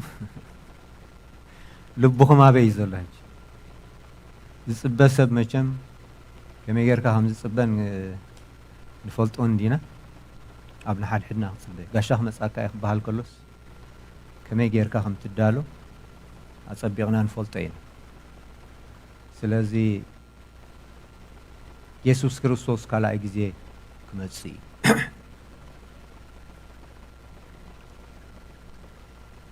تا زي تفصمت تسفى حنت تسفى لا أما مصحف قدوس زي تفصمت نبلا زلنا دمانتايا تا نا يسوع كريستوس داغم ممصا يسوع كريستوس كمتي اب قداماي معرف ناي ግብረ ሐዋርያት ዘንበብናዮ ኢየሱስ ክርስቶስ እንታይ ክኸውን ክምለሲ ማለት እግዚአብሔር ተመስገነ ስለዚህ ሕጂ ምድራዊ ስጋ ለቢስና አለና ኢየሱስ ክርስቶስ ምስተመለሰ ግን ሰማያዊ ስጋ ክንለብስ ኢና አሜን ተስቆርቁሩ ደለኹም እዚ ስጋ ሲኸብደኩም ዶ ኣይኸብደኩም ዘይከብደካ እንድሕር ኮይኑ እዚ ስጋ ዘይከብደካ ዘይሸግረካ እንድሕር ኮይኑ መንፈሳውነትካ ምምርማር የድልዮ እዩ ማለት አናባብራኻ ወይ ፍልጠትካ ምምርማር የድልየካ እዩ ማለት እዚ ትምኒት ስጋና ምሳና ይክሳብ ሞት ዝጸንሕ ኢየሱስ ክርስቶስ ንመንፈስና ዳግም ከም ንውለድ ጌርና ምሽ ሓቀይ መንፈስና ሰብ መንፈስ ነፍስ ስጋ ኣለዎ ምሽ ንብል እቲ ዳግም ዝተወለደ መንነትና እንታይ ናይ ካልኣይ ዝተወለደ መንነትና እንታይ መንፈስና ዳግም ይውለድ ወይ ድማ መንፈስና ይውለድ ነፍስና ግን እንታይ ትረክብ ምድሓን ትረክብ ነፍስና ድሒና ዶ ይድሓነትን ድሒና ኣላ ኣምላኽ ዝተመስገነ ይኹን ምድሓና ክትፍጽም ግን ይግባይ ኩሉ ግዜ ታ እምነት ምሕላው ማለት ንምድሓንካ ምፍጻም ማለት እግዚአብሔር ዝተመስገነ ይኹን ምክንያቱ ምድሓን ምስ ምንታይ ዝተኣሳሰረ እዩ ምስ እምነት ምስትና ኢየሱስ ክርስቶስ ግብሪ ምስትና ኢየሱስ ክርስቶስ ስለ ኃጢአት ኣብ መስቀል ሙማትን ምትንሳእን ዝተተሓሓዘ እዩ ስለዚ ታ እምነትካ ምሕላው ማለት ነዛ ሓቅ እዚኣ ነዛ ቃል ወንጌል እዚኣ ኣጽኒዕካ መሓዝ ማለት ጽድቂ ብኻልእ መንገዲ ከም ዘየሎ እቲ ናይ ኢየሱስ ክርስቶስ ሞትን ትንሳኤን ስለ ሕድገት ኃጢአትና ምዃኑ ተኣሚንና ነዛ ሓቅ እዚኣ ነዛ ቃል እዚኣ ኣጽኒዕካ መሓዝ እዚኣ እንታይ ትበሃል ታ ምድሓንካ ንፍጽመላ መስርሕ እዚኣ እያ ማለት ምክንያቱ ካልእ ትምህርቲ ብዛዕባ መንነት ናይ ኢየሱስ ክርስቶስ ዘበላሹ ወዲ ኣምላኽ ምዃኑ ብስጋ ከም ዝተገለጸ ብኻልእ መንገዲ ዝትርጉም ካልእ ፍልጠት ስለ ዘሎ ማለት ኢየሱስ ክርስቶስ ኣይተሰቕለ ንብሉ ኢየሱስ ክርስቶስ ኣይመተ ንብሉ ስለዚ እታ እምነትና ንሕልወላ መንገዲ ኢየሱስ ክርስቶስ ካብ ድንግል ማርያም ተወሊዱ ኢየሱስ ክርስቶስ ምእንቲ ኃጢአትና መስቀል ሞይቱ ኢየሱስ ክርስቶስ ተቐቢሩ ኢየሱስ ክርስቶስ ኣብ ሳልሰይቲ መዓልቲ ካብ ሙታት ተንሲኡ ኢየሱስ ክርስቶስ ኣብዛ ምድሪ እዚኣ ምስ ተንስአ ንኣስታት 40 መዓልቲ ብዘየጋጊ መረዳእታ ንሱ ህያው ከም ዝኾነ ከምቲ ኣቐዲምና ዘንበብናዮ ንሃዋርያት ከም ዝተገልጸ ኣብ ድሕሪ 40 መዓልቲ ድማኒ ዓይኖም እንዳረኣይዎ እዝኖም እንዳሰምዑ በአካል እንዳረኣይዎ ከሎ ኢየሱስ ክርስቶስ ከም ዝዓረገ እንደገና ድማ ከም ዝምለስ ምእማን እዚኣ ታ እምነትና ንሕልወላ ታ ሓቂ እምነትና ንሕልወላ መንገዲ ማለት እግዚአብሔር ዝተመስገነ ይኹን ስለዚ እዚ ስጋና ግን እንታይ እዩ ስጋና ኮርስ محدري መንፈስ ቅዱስ እዩ مش መንፈስ ቅዱስ ሓዲርኩም ከም ዘሎ محدري ናይ መንፈስ ቅዱስ ከም ዝኾነ ዶ ኣይትፈልጡን ኢኹም ዳብል ኣብ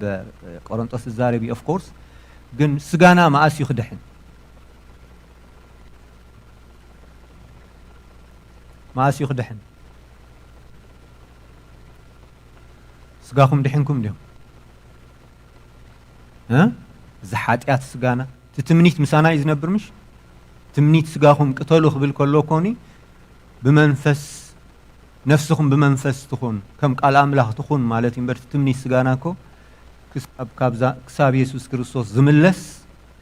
مسانا يزنبر نسوس لازغوني حجتي التي كبيدنا نسكر كرزلنا مال آمين سلازي نا ኢየሱስ ክርስቶስ ምምጻእ እምበር ነዛ አረጊት ሰብነትና እንታ ክገብሮይ ክልውጦይ ማለት እዩ አምላኽ ዝተመስገነ ስለዚ እቲ ኣነባብራና ሕጂ ኮምፔር ክንገብሮ ከለና ሕሰብዎ ሞኒ እዚ ትምኒት ስጋና ምሳና እንተዘየለሲ ከመይ ዓይነት ህይወት ክንነብር ኢና ምስ ጎይታ ኣይሕዘኩም እንዲ ኣይስሕበኩም እንዲ ትምኒት ስጋኹም ንኣምላኽ ብትክክል ከይተምልኽዎ በቲ እግዚአብሔር ዝጠልቦ ህይወት حسكم نخين ملالس تمنيت سجانا أي سحبنا عندي أي سحبكم زي سحبكم دحر كوينو مهنياتو تسألأكم سنة يزل تتمنيت سجا كوني نخريستيان كندي انتين تسألأت اليوم زلوا زارروا مالد مش سيطان بعبايو أي تأثرنا له سيطان كون زعلهم كوي جزاي كوزلو سيطان يجزي زلو رسيستم الله زتري وزلهم عالم زي أولما زي globalization وكنا أبغى سوكاي زخير زلو you know سيطان يكون مود أتاكو سيطان زكاة صارو سيستم يخوخو سلازي سيطان بأكلوا الله مال أي تأثرن بحيلينا ننبر بحيل ناي منفس قدوس تدريخنا بحيل ناي منفس قدوس تصيرنا عينا بالسلطان يسوع كريستوس نابزا مدر زي أنا ملالس نبر سيطان يتأثر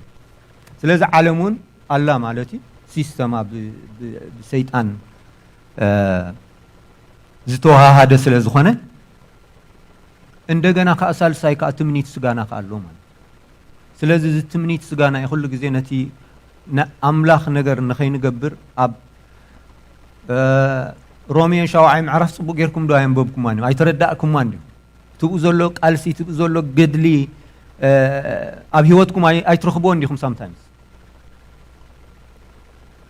ኣብ ዘሎ ቃልሲ ማለት ነቲ ናይ ኣምላኽ ነገር ትደልዮ ክትገብሮ ትደሊ ኣብ ውሽጥኻ ኮይኑ ግን ካልእ ዝጻረረካ ሓይልኻ እትረክብ ማለት ኦፍ ኮርስ ኣብ ሻምናይ ምዕራፍ ናይ ሮሜ መንፈስ ቅዱስ ኣብኡ ስለ ዘሎ እቲ መንፈስ ምሳና ካብ ምህላው ዝተለዓለ ነቲ ኣብ ውሽጥና ኮይኑ ዝጻረረና ሓይሊ ክንመልከሉን ክንስዕረሉን ዘኽእለና ናይ እግዚኣብሔር ሓይሊ ከም ዘሎ ኣብኡ ንረኽቦ ኢና ማለት እዩ ኣምላኽ ዝተመስገነ ይኹን ስለዚ ነቲ زحايش هيوت كنركب اندحر كوينا إذا التمنيت سجانا انتاي كخونا له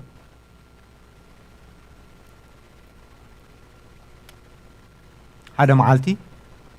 كل وقت إيمانتي زابير السما سجنه سلازي يسوع كريستوس داقم زملس نزي كبلي مالتي أملاك السما سجنه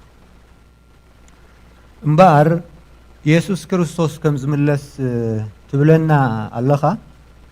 جن كم موكس خوخنا خم فلتت مالت نوت كتحزو أنا سبوق كوني زسمعني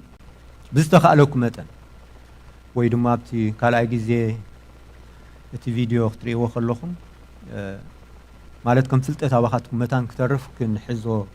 يجبان ناي أملاك استمسجنيهم يسوع كريستوس كملس يويلنا ترحسي كن نتعشم هم جبريبلنا كم فلتت كن حزو يجبان ناي مال حراي مبار تنبيت ناي داقم ممسا ناي قويتانا المدحانيان يسوع كريستوس مجمريا بمانيو بنبيات أقدمو خمسة نقرأ مسحف قدس نقرأنا خمزي عن توبو الزنببنا يا مالتي برأيات ليتي اتأمت نبركو ودسب زمسل بدبنا سماي متص نبرزن قزار سواب دانييل مالتي دانييل شوعت 13 سلازي بزعباتي داقم نا يسوع كريستوس اب جنا اب حدش كيدان كيكونس اب بولي كيدان كوينوس دانييل رأزي نتنا يسوع كريستوس ممسا انتاي كم زغبره كم زت تزاربه موكس خوخننا يخلي مالتي دانييل شوعت 13 እንደገና ባዕሉ ጎይታና ኢየሱስ ክርስቶስ ድማኒ ከምቲ ትፈልጥዎ ኣብ ምንታይ ኣብ ወንጌል ማቴዎስ 24 ናብ ደብረ ዘይቲ ምስከደ ኢየሱስ ክርስቶስ ቶም ሐዋርያት እንታይ ኢሎም እዮም ሓቲቶም መወዳእታ ዘመኑ ካልኣይ ምምጻእካስ እንታይ ከመይ ክኸውን ኢሎም ከም ዝሓተትዎ እቲ ማቴዎስ 24 25 እንድሕር ጽቡቕ ጌርና አንቢብናዮ እቲ ምልክታት ናይ መጀመርያ እቲ ናይ ኢየሱስ ክርስቶስ ዳግም ከም ዝምለስ መረጋገጽ ኾነና ማለት እዩ ካልኣይ ነገር ከኣቲ ኢየሱስ ክርስቶስ ክመልጽእ ከሎ ክምለስ ከሎ ድማ እቲ ምልክታት እንታይ ከም ዝኾነ ድማ ተዘርዚሩና ስለ ዘሎ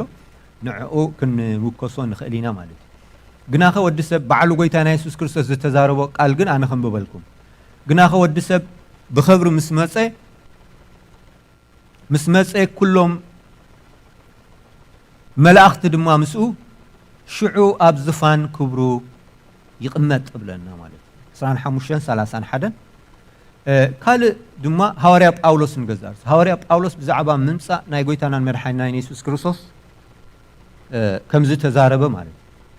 ክሳዕ ምግላጽ ጎይታናን ኢየሱስ ክርስቶስ ነቲ ትእዛዝ ብዘይ ርስሓትን መንቅብን ክትሕልውዎ እንዳበለ ኸ ይዛረብ ኣብ ቀዳማይ ጢሞቴዎስ 6:14 ማለት እዩ መጀመሪያ ብመላእኽቲ ደይለኩም ብነቢያት ማለት እዩ بملأخت خا خمتنا بسماي كذا جبر هوريات قدامي معرف كاب 9 حساب 10 حدا زنببنا تقدميت زنببكوا زعبا دانيال استزاربون اي تنبيت قال مالك بملأخت دما كمتنا بسماي كعرك كله زراخمو كم غيرو خا كمص ايو بلوهم ግብረ ሐዋርያት 1:9-11 ማለት ስለዚህ እዚ ዝነንብቦ ዘለና እንታይ ጎይታናን መድኃኒናን ኢየሱስ ክርስቶስ ካልኣይ ግዜ ከም ዝመጽእ መረጋገጺ ክኸውን ኣነ ኣብዚ ዘዳለኽዎ ማለት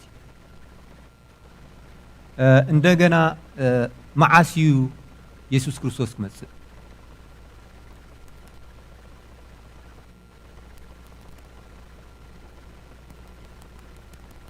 من يفلت أنا تام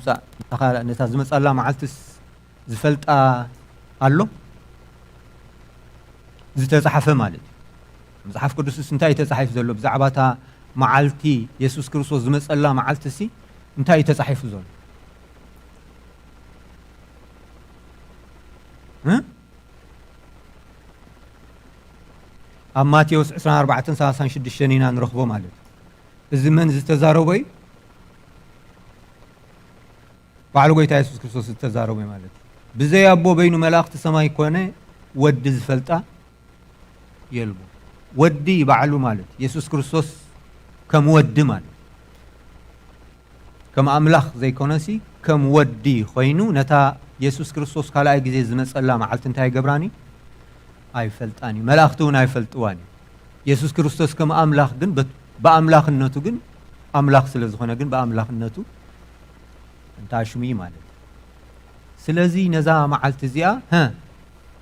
مانم زفلتا يلا سلازي تا معس تبهال تتزي تصحفنا እግዚአብሔር ቃል ማለት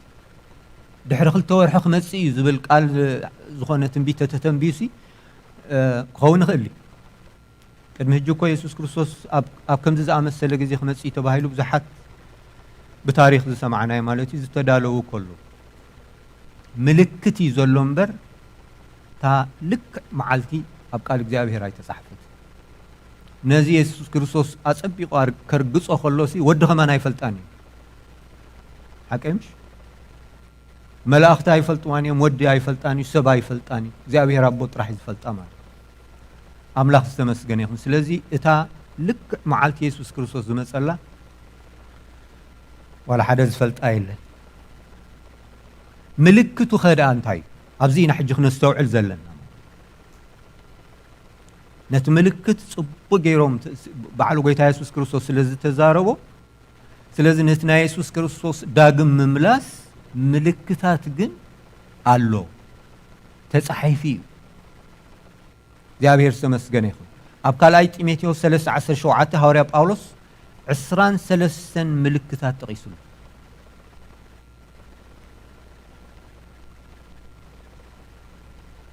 نمبر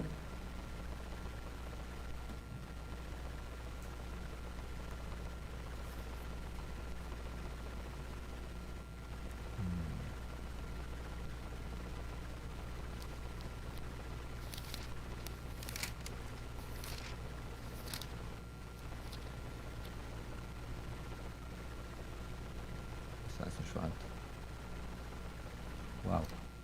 القنان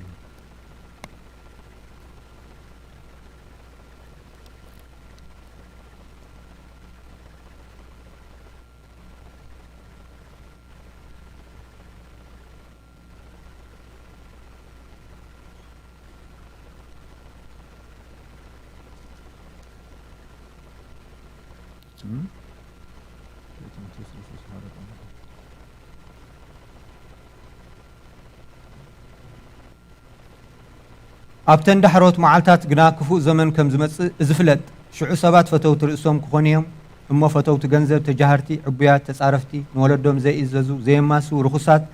ፍቕሪ ንስድራ ቤቶም እኳ ዘይብሎም ተቐየምቲ ሓመይቲ ቀለልቲ ጨካናት ሰናይ ዘይፈቱ أحلفهم ذهبوا هوخات تفخننتي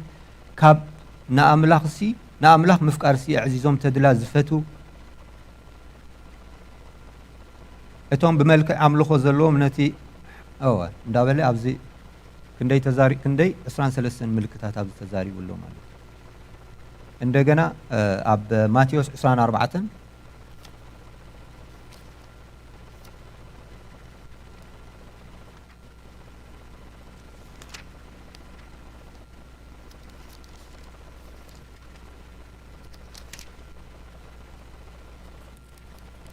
ማቴዎስ 24 ካብ 5 ክሳብ 7 ካብ 12 ክሳብ 38 10 ምልክታት ካብኡሎ ማለት እዩ ኦኬ 5 ኣነ ክርስቶስ እየ እናበሉ ብዙሓት ብስመይ ክመፁ እዮም እሞ ንብዙሓት እውን ከስሑት እዮም ውግእን ወረውግእን ክትሰምዑ ኢኹም ረኣዩ ኣይትሰንብዱ እዚ ኩሉ ክኸውን ብግዲ እዩ ግና ከም ወዳእታ ገና እዩ ህዝቢ ናብ ህዝቢ መንግስቲ እውን ናብ መንግስቲ ክለዓል እዩ ኣብ በቦትኡ ድማ ጥሜትን ፌራን ምንቅጥቃጥ ምድርን ክኸውን እዩ እዚ ኩሉ መጀመርታ ቅልውላዊ እዩ ይብለና ማለት እዩ ኣምላኽ ዝተመስገነ ይኹን ስለዚ እቲ ምልክቱ እዚ ዘንበብናዮ እንታይ እዩ ምልክት ናይ ዳግም ናይ ምምፃእ ናይ ጎይታ ናይ ኢየሱስ ክርስቶስ እዩ ዝነግረና ማለት እዩ እንደገና ምድምሳስ ኢየሩሳሌም ኣብ ሉቃስ 21:24 ይነግረና እዚ እውን ሓደ ምልክት እዩ ማለት እዩ ምልኣት ኣህዛብ እውን ክኸውን እዩ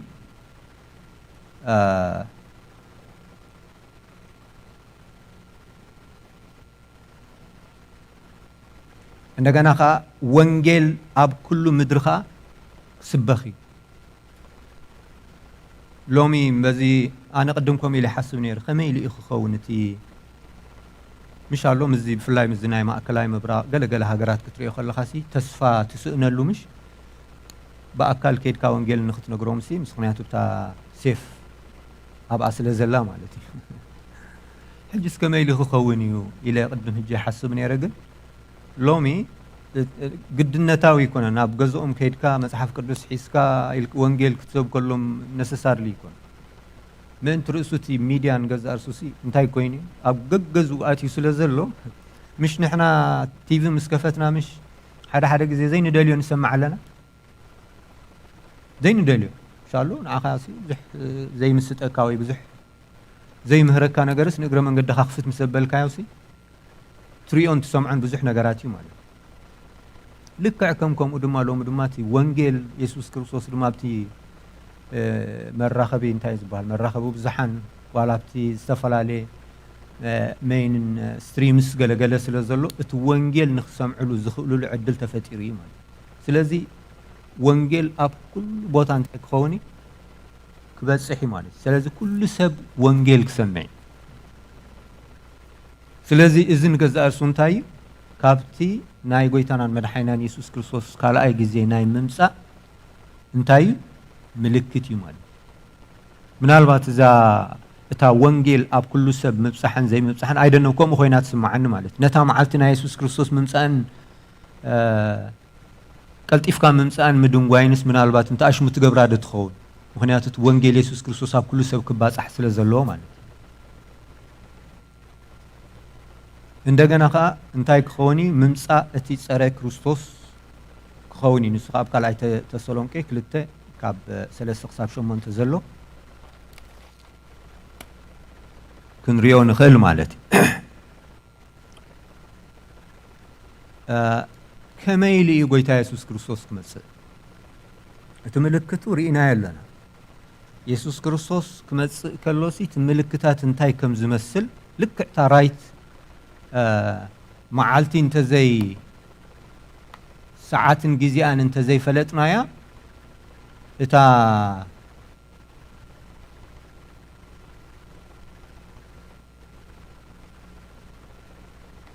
መዓልቲ ልክዕታ ሰዓት እንተዘይፈለጥናያ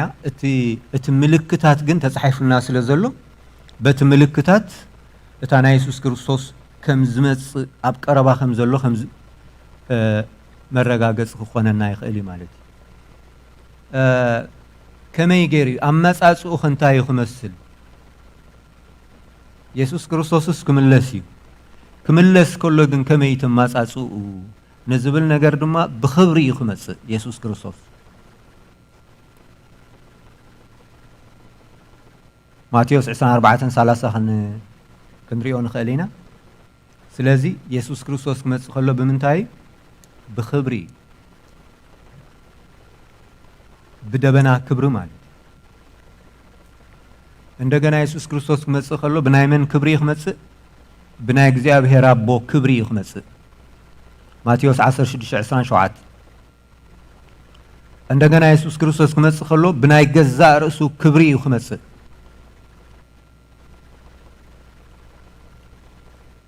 ባህልሃል ተሓዊ እዩ ክመጽእ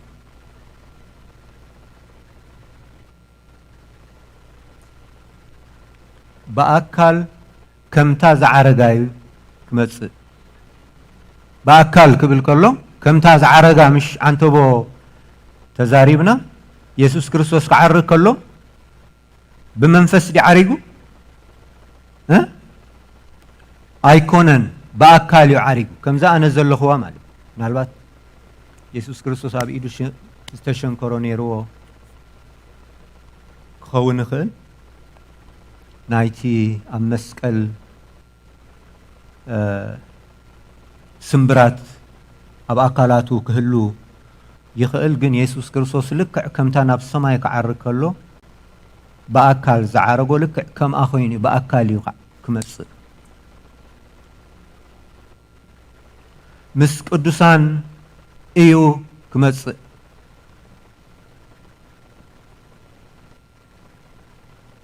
كمتي أقدمنا زبلنايو بدنجت ويدما زي حسبنايو خمس مص تزاربنا لنا ماركوس 13 55 56 አለው እንደገና ድማ مسك قدسان إيو كمص مس قدوسان ምናልባት አብዚያ እቲ ናይ ኢየሱስ ክርስቶስ መምጻእ ክልተ ደረጃታት ይዘሎ ነዚ አጸቢቅና ክነስተውዕል ይግባና እቲ ደረጃታት እንታዩ ምግላጽን ምንጣቅን ነዚ ፈላልዩ ነው ክንፈላልዮ ይግባና ማለት ስለዚህ ኢየሱስ ክርስቶስ ክመጽኡ ክንብል ከለና ነቲ ምንጣቅ ቤተክርስቲያን እትንጠቀሉ አብ ደበና አብ አየር እንራኸበሉ እዚ ሓደ መድረኽ ማለት ሓደ ደረጃ እዩ እንደገና ድማ ኢየሱስ ክርስቶስ ድማ በኽብር ድማ ናበይ ዝምል መጻሉ ናብዛ ምድር እዚኣ ዝመጻሉ ማለት أبتا قداميت أبتا منطق أب دبناينا أب أيرنا نرخبون يسوع كريستوس مدري أيرجسني أبتا مغلاس جن نابي خمس بوتا من كنغرن نخ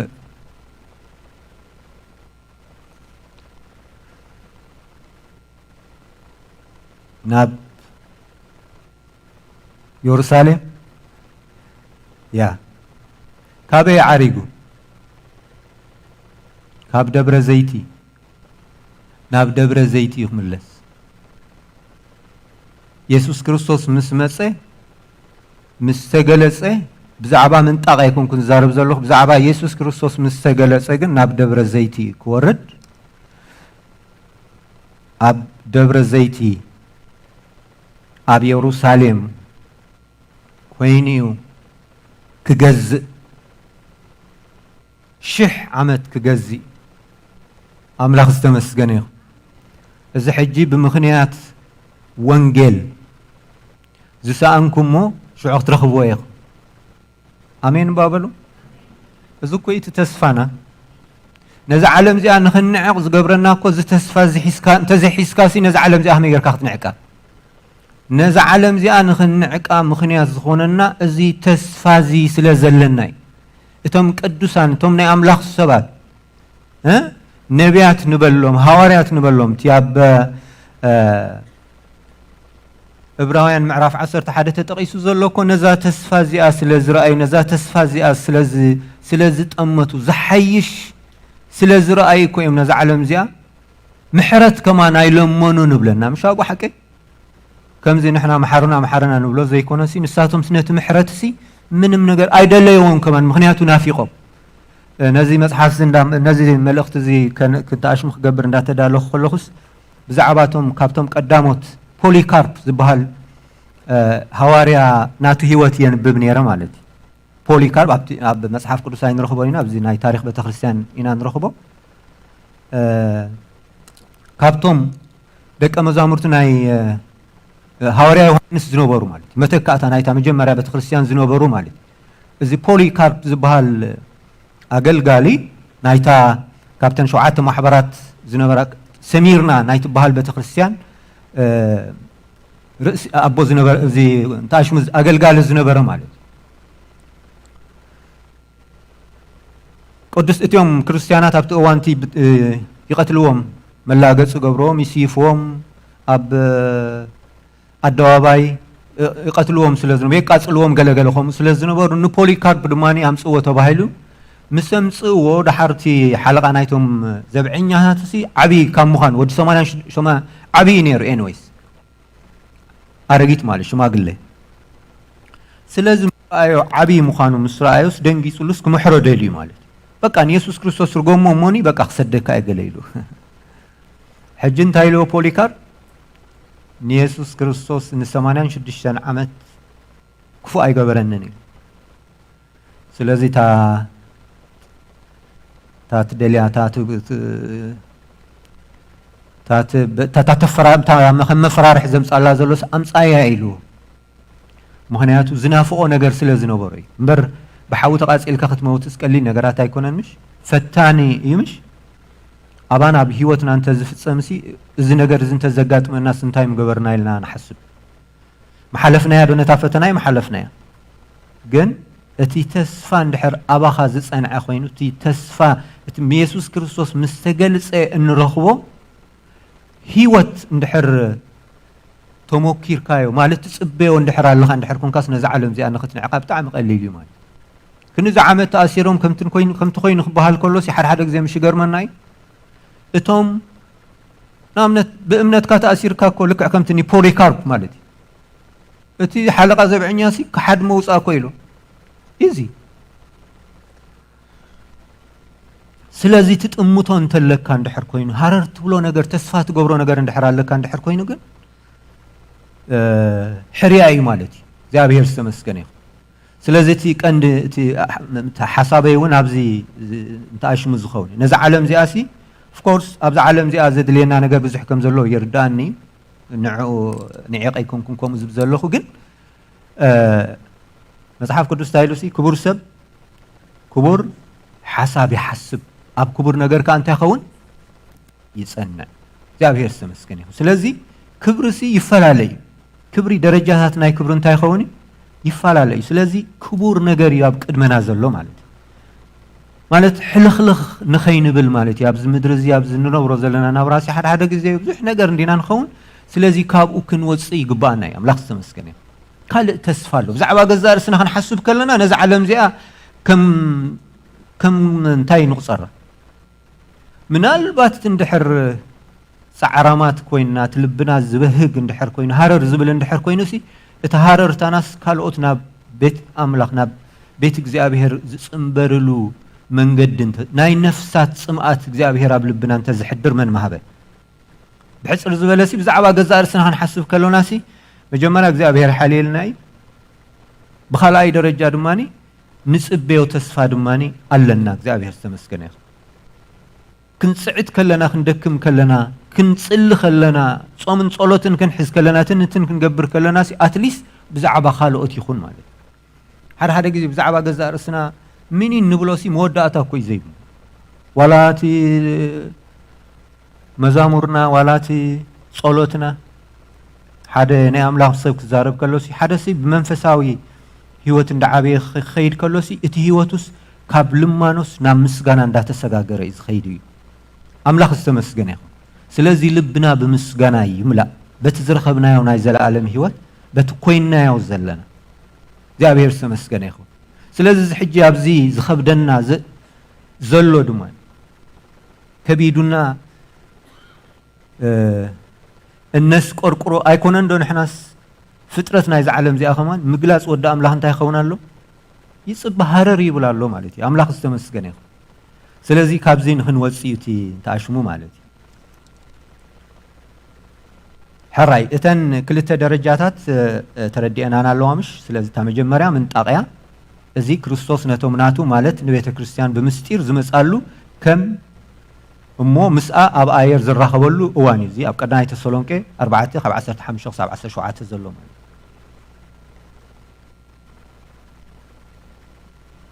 እንጸናናዓሉ ዝቃል እዚ ደጊም ኣብኡ እንታይ ኢሉ ጳውሎስ ኣብቲ መልእኽቲ እንታይ ኢሉ ደጊም በዘን ቃላት እዚአን ተጸናንዑ ኢሉ ኣምላኽ ዝተመስገነ ይኹን እንጸናናዓሉ ናይ እግዚኣብሔር ቃል እዚ ናይ ኢየሱስ ክርስቶስ ምምጻእ ብዙሕ ሰርፕራይዝ በዚ ምድራዊ ነገር ብዙሕ እንተዘይ ተገረምና ጽቡቕ ኣሜን ስለዚ ሎማዓንቲ ብዛዕባ ካልእ መዓልቲ ብኻልኦት ኣሕዋት ዝረብ ክህሉ ስለ ዝኽእል ሎሚ ኣነ ንሰማይ ጥራሕ ክወስደኩም ደልየ ዘለኹ እንተኽኢለ ማለት እዩ ንርእሰይ እውን መርሚረያ እየ ነዚ ምስ ክዳልዎ ከለኹ ሲ ንርእሰይ ከኣስ ኣብኡ ፈቲናያ ማለት እዩ ምስ ፈተንክዋ ግን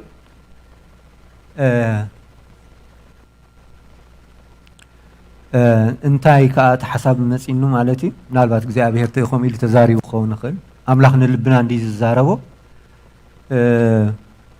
እቲ እግዚኣብሔር ዝህበካ ቃልሲ ምስ ኣሕዋትካ ኮንካ ኢኻ ትመሃሮ ኣሜን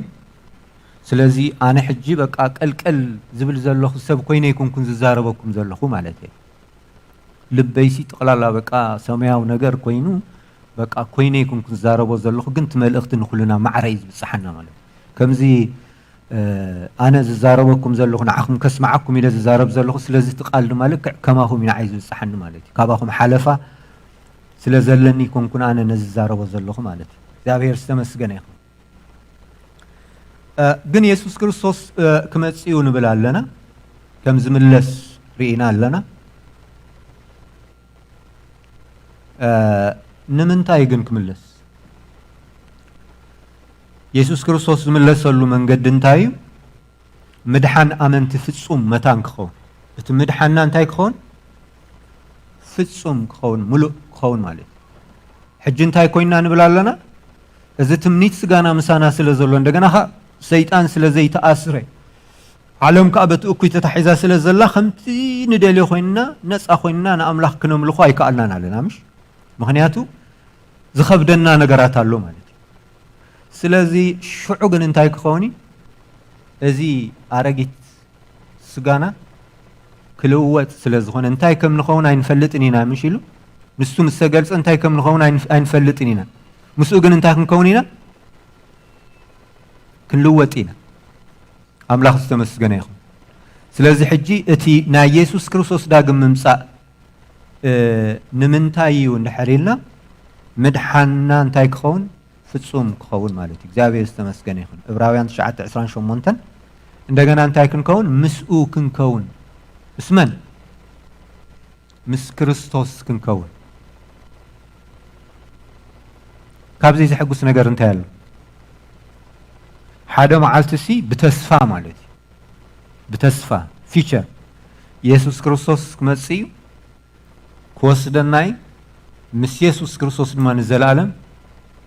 ክንነብር ኢና ምናልባት ዘን ደቂ ኣንስትዮ ኣሕዋትና ነቲ ከም ምልክት ጎይታውን ተዛሪቡሉ ስለ ዘሎ ማለት እዩ ከም ንንጽህቲ ድንግል ሕጂ እንታይ ገብረኩም ኣለኹ ኢሉ يحصيكم الله سلا زبل مالتي حصيات كونكنسي نتي معلت مرعخن كساب كندي هرر ريلكنو بتمكرو كمزي لومي مرعان حسن حدا خيكون خلو مالتي بتقدمس مش حكي تحصي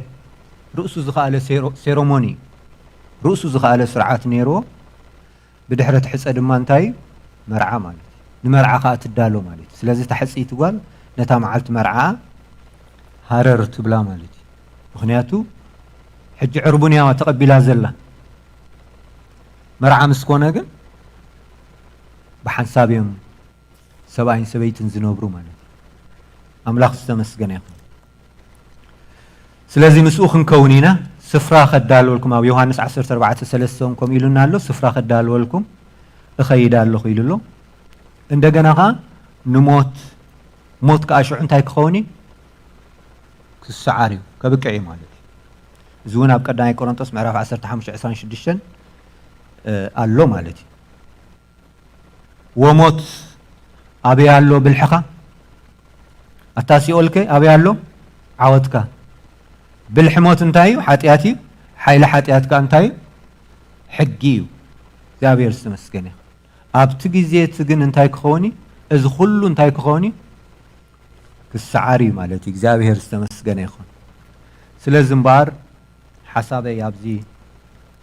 ከተቃለለ ኣምላኽ ይመስገን ይኹን እዚ ፍልጠት እዚ ክህልወና ተስፋና ድማኒ ከንቱ ከም ዘይኮነ መረጋገፂ ናይ እግዚአብሔር ቃል አለና ስለዚህ ነትና ኢየሱስ ክርስቶስ መምጻ ኩሉ ጊዜ እንታይ ክንኮን ከም ዘለናይ ክንዳሎ ከም ዘለና ክንጸባበይ ከም ዘለና ዝሓይሽ መንግስቲ ከም ዘለና እቲ እንታይ ብዛዕባ ምንታይ ብዛዕባ መርዓዲ ክዛረብ ከሎ ጎይታ ኢየሱስ እዚ ቃል ኣምላኽ ኣብ ምንታይ ኣብ ቀዳማይ ቆሮንቶስ ምዕራፍ 7 ዲ ገለ ተሓልዮት ምንታይ ሓልዮት ሓዳር እንታይ ትግበሩ ወይሉ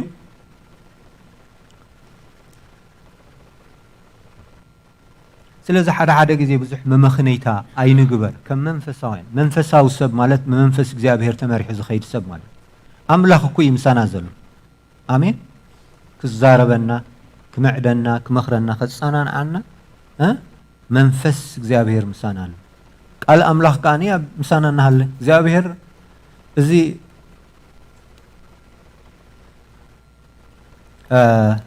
ምስክሪ ዊል أبوها موت كله سنتاي سحفل كام شخيد تازلاتو مالتي سلازي زينا اجزاء بهر ويلي آمين ويتا يسوس كريستوس زحادة قالنا قالي مالتي أملاخ سمسكني سلازي زي تسفازي حيزنا كنو ملالس نا اجزاء بهر قال ينقرنا ስለዚህ ፍልጠት አምላኽ ክህልወና ጻዕርና በኸንቱ ከም ዘይኮነ ፈሊጥና ብዕየ ጎይታ ጽኑዓትን ዘይንነቃነቅን ኩሉ ግዜ ድማ እንታይ ክንከውን ዕዙዛት ክንከውን አምላኽ ይደልየና በዚ ክንወድኢና አመስጊና ክንወድኢና እስኪ ነስተንትኖ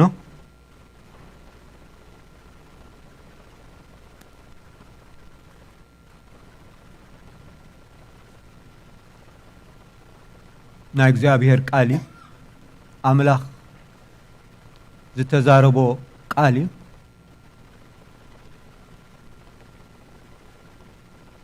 ዝፍጸም ቃሊ በሕጂ ዝኸውን ቃሊ ዘይተፈጸመ ተስፋ አሎና ሐረር እንብሎ ተስፋ አሎና ና ኢየሱስ ክርስቶስ ምምጻእ ሐረር እቶም ና አምላኽ زفكرو كم مخرقة زتصوع نسناي كله كم زدقفهم نفلت إنا يبلنا نجزاء بهير قال أملاخ نتم زفكرهم عيني زي رأيته لبي زي حلنو إذن دما زي سمعته الدالي لهم الله يبلنا أملاخ استمسكنيكم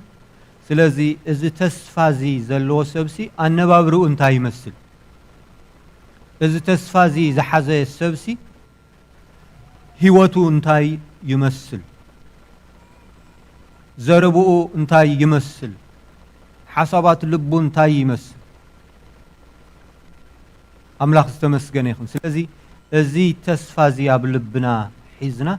نجزي أبهر كنت أبابي ويقبأنا أملاخ استمسكن يخون أملاخ يدونغني آمين ስለዚህ ነት ዘይዱንጊ አምላኽ በዚ ተስፋዚ ክንጸባበ ይግባና እግዚአብሔር ተመስገነ ይሁን እግዚአብሔር አምላኽና ስለዚህ ሰዓት እዚ ነመስግነካ አለና አምላኽና በሐቅ እግዚአብሔር እዚ ቃል እዚ ስለዝሃብካና ተመስገን እዚ ግዜ እዚ ስለዝሃብካና ተመስገን بسم ጎይታናን መድኃኒናን ኢየሱስ ክርስቶስ ነዚ ቃል እዚ ኣብልብና ሕተሞ ኩሉ ክብርን ኩሉ ምስጋና ንዓኻ ንበይነኻ ብሽም ኢየሱስ ይኹን አሜን كما يسنحكم እግዚአብሔር ዝተመስገነ ይሁን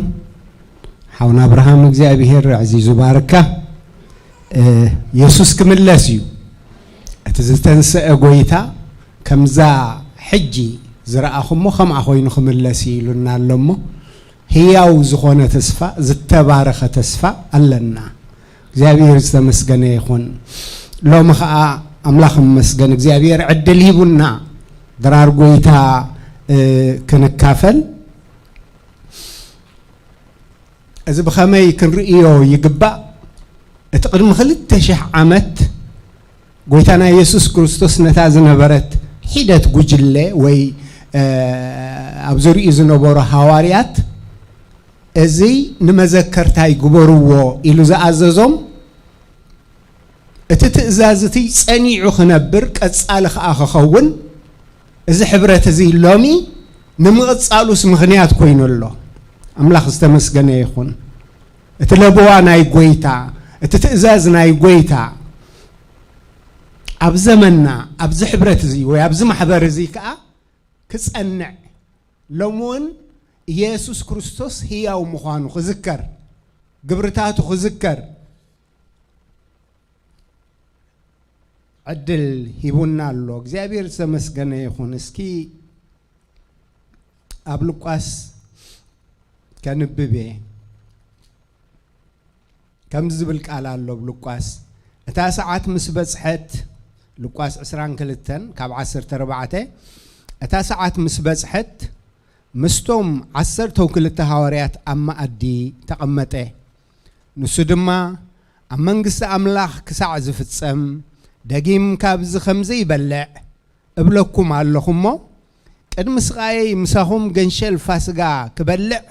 ብዙሕ ሓረር ኢለለኹ በሎም ጽዋ አልዒሉ ኣመስጊኑ ድማ መንግስቲ ኣምላኽ ክሳዕ ትመጽእ ካብዚ ፍርኦም ወይኒ ከምዘይ ሰቲ እብለኩም ኣለኹሞ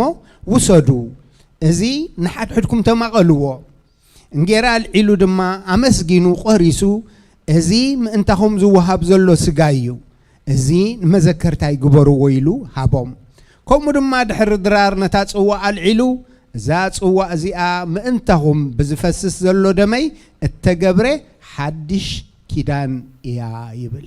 እግዚአብሔር ይመስገን እስኪ በዛ ሰዓት እዚኣ ኩላህና እቶም ንኽእል ብድዲልና ንጎይታ ኸነመስግኑ ኢና እስኪ ንጎይታ ኸነመስግኑ ኢና እግዚአብሔር ዝተመስገነ ይኹን ምኽንያቱ ጎይታ ተሳቂዩ መከራ ጸጊቡ ተሸንኪሩ ሞይቱ ተቀቢሩ ኣይተረፈን ብስቃይ ኣይተደምደመን ብዓወት ተደምዲሙ ብትንሳኤ ተደምዲሙ ኣብ የማን ኣቦ ኮይኑ ስለና ዘማልድ ጎይታ ይዘለና ምትዕራቅ ጥራይ ኣይኮነን ምድሓን ጥራይ ኣይኮነን ምድሓና ኸ ምፍጻም ክከኣለና ኣብ የማን ኣቦ ኮይኑ ስለና ዘማልድ ጎይታ ኣሎ እግዚአብሔር ዝተመስገነ ይኹን እሞ እስኪ ካበይ ይልዕሉና ዝጎይታ እዚ ክብሩ ሓዲጉ ንዓና ክኽበር ዙፋኑ ሓዲጉ ንዓና ናብ እግዚአብሔር ከቕርብ ካብ ውርደት ከልዕል ካብ ሓሳር ከልዕል ሐዋርያ ጳውሎስ ብዛዕባ ኩነታት ኣሕዛብ ወይ ከመይ ከም ዝነበርና ክገልጽ ከሎሲ ብሓጢያትናን ببدلنا موتات كم زنبرنا زي تاريخنا بباهرنا دقوا قطع خم زنبرنا زي قال أملخ بزعبا حلف تاريخنا ززارب قطع زي أبير قبل علينا زنس على سبات كاب حاتياتنا بدلنا نزتل عليه كاب حبرة إسرائيل رحوقات كاب تسفاق زي أبير كا فوليات رحوقات نخرستوس عين فلت بزي أملاخ خبزا مدرزي أنا نبر نيرنا بزي أملاخ فنو سد زخوني هيوات فتسامي موت فتسامي إنا يزال عالم طفات فتساميو سقاي سيول زخوني مجدي وهيواتي نيرو قويتها جنا مأكل آتيو يسوع كريستوس جنا صلاته خلنا جنا حتان كلنا نسو أبكند عمست موتي يبلنا نسو أبكند حتياتينياتات موتي نسو أبكندين أبكندخمون موتي نسو أبكندخي موتي نسو أبكندخا موتي ዋጋ ነፍስኻ ህይወት ጎይታ ኢየሱስ ዋጋ ነፍስኺ ብበጃነት ጎይታ ኢየሱስ ዝተረኽበ መተካእታ ዘይብሉ ከምቲ ኢሳያስ ኣነስ ኣብ ቅድሚ እግዚኣብሔር ክቡር ኣምላኸይ ከዓ ሓይለይ ኮነ ዝበሎ ኣብ ቅድሚ እግዚኣብሔር ክቡራት ዘብለና ዋጋ ነፍስና ደም ኢየሱስ ስለ ዝኾነ እዩ ዋጋ ነፍስና ህይወት ጎይታና ኢየሱስ ስለ ዝኾነ እዩ ሳላ ምሕረቱ ዕርቂ ረኺብና ሳላ ምሕረቱ ምስ እግዚኣብሔር ሰላም ረኺብና ሳላ ምሕረቱ ካብ ፍርዲ ሞሊቕና ሳላ ናይ ክርስቶስ ኢየሱስ ምብጃው ተፈጸመ ኢሉ ዝኸፈሎ ሙሉእ ዋጋ ምስ ኣምላኽ ብኸምኡ በባህሪና ደቆጣዓ ክነስና ካብዚ ነገር እዚ ኣልዒሉ ረአዩ ውሉድ ኣምላኽ ክንበሃል ኣቦ ከመይ ዝበለ ፍቕሪ ሃበና ከምኡ ኢና ኸኣ ውሉድ ኣምላኽ ተንዓኹም ዝትንክስ ብሌን ዓይነይ ይትንኪ ሃሌሉያ ሃሌሉያ እስኪ ነቲ ጎይታ እዚ ነመስግኖ እስኪ ህድኢልና ክርስቶስ ኢየሱስ ዝረኸቦ መከራ ዝረኸቦ ውርደት ዝረኸቦ ሓሳር ዝረኸቦ ስቃይ ንዓና ካብዚ ኩሉ ዝርዝር ከድሕን ከዕርፍ ንሱ ምእንታና ዝተቐበሎ መከራ ማእልያ ይብሉን ኣሕዋተይ ማእልያ የብሉን ንዓና ድሓን ክኾነልና ንዓና ሰላም ንዓና ጥዕና ንዓና ወረስቲ ዘለዓለም ህይወት ክንከውን ንሱ ግና እቲ ንሓጢኣትና ዝኽፈል ዋጋ ከፊልዎ ሙሉእ ዋጋ ንእግዚኣብሔር ዘዕግብ ዋጋ ከፊሉ ደም ኢየሱስ ክርስቶስ ብዘለዓለም መንፈስ ገይሩ ቅድሚ እግዚአብሔር ካብ ኣቕረበ ግዳ ይብለና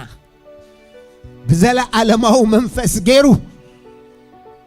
ደም ኢየሱስ ኣብ ቅድሚ እግዚአብሔር ኣቦ ኣብ ቅድሚ ጻድቕ ኣቦ ቀሪቡ ዓጊቤ ኢሉ እግዚአብሔር ዓጊቤ ብወደይ ዓጊቤ ስለዚ ከምዚ ደለኻዮ ዘረኻ ክትርኢኻ ንዘለዓለም ፍረ ሞትካ ፍረ ጻዕርኻ ፍረ ስቃይካ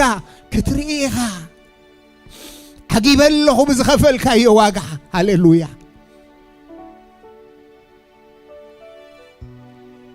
ሃሌሉያ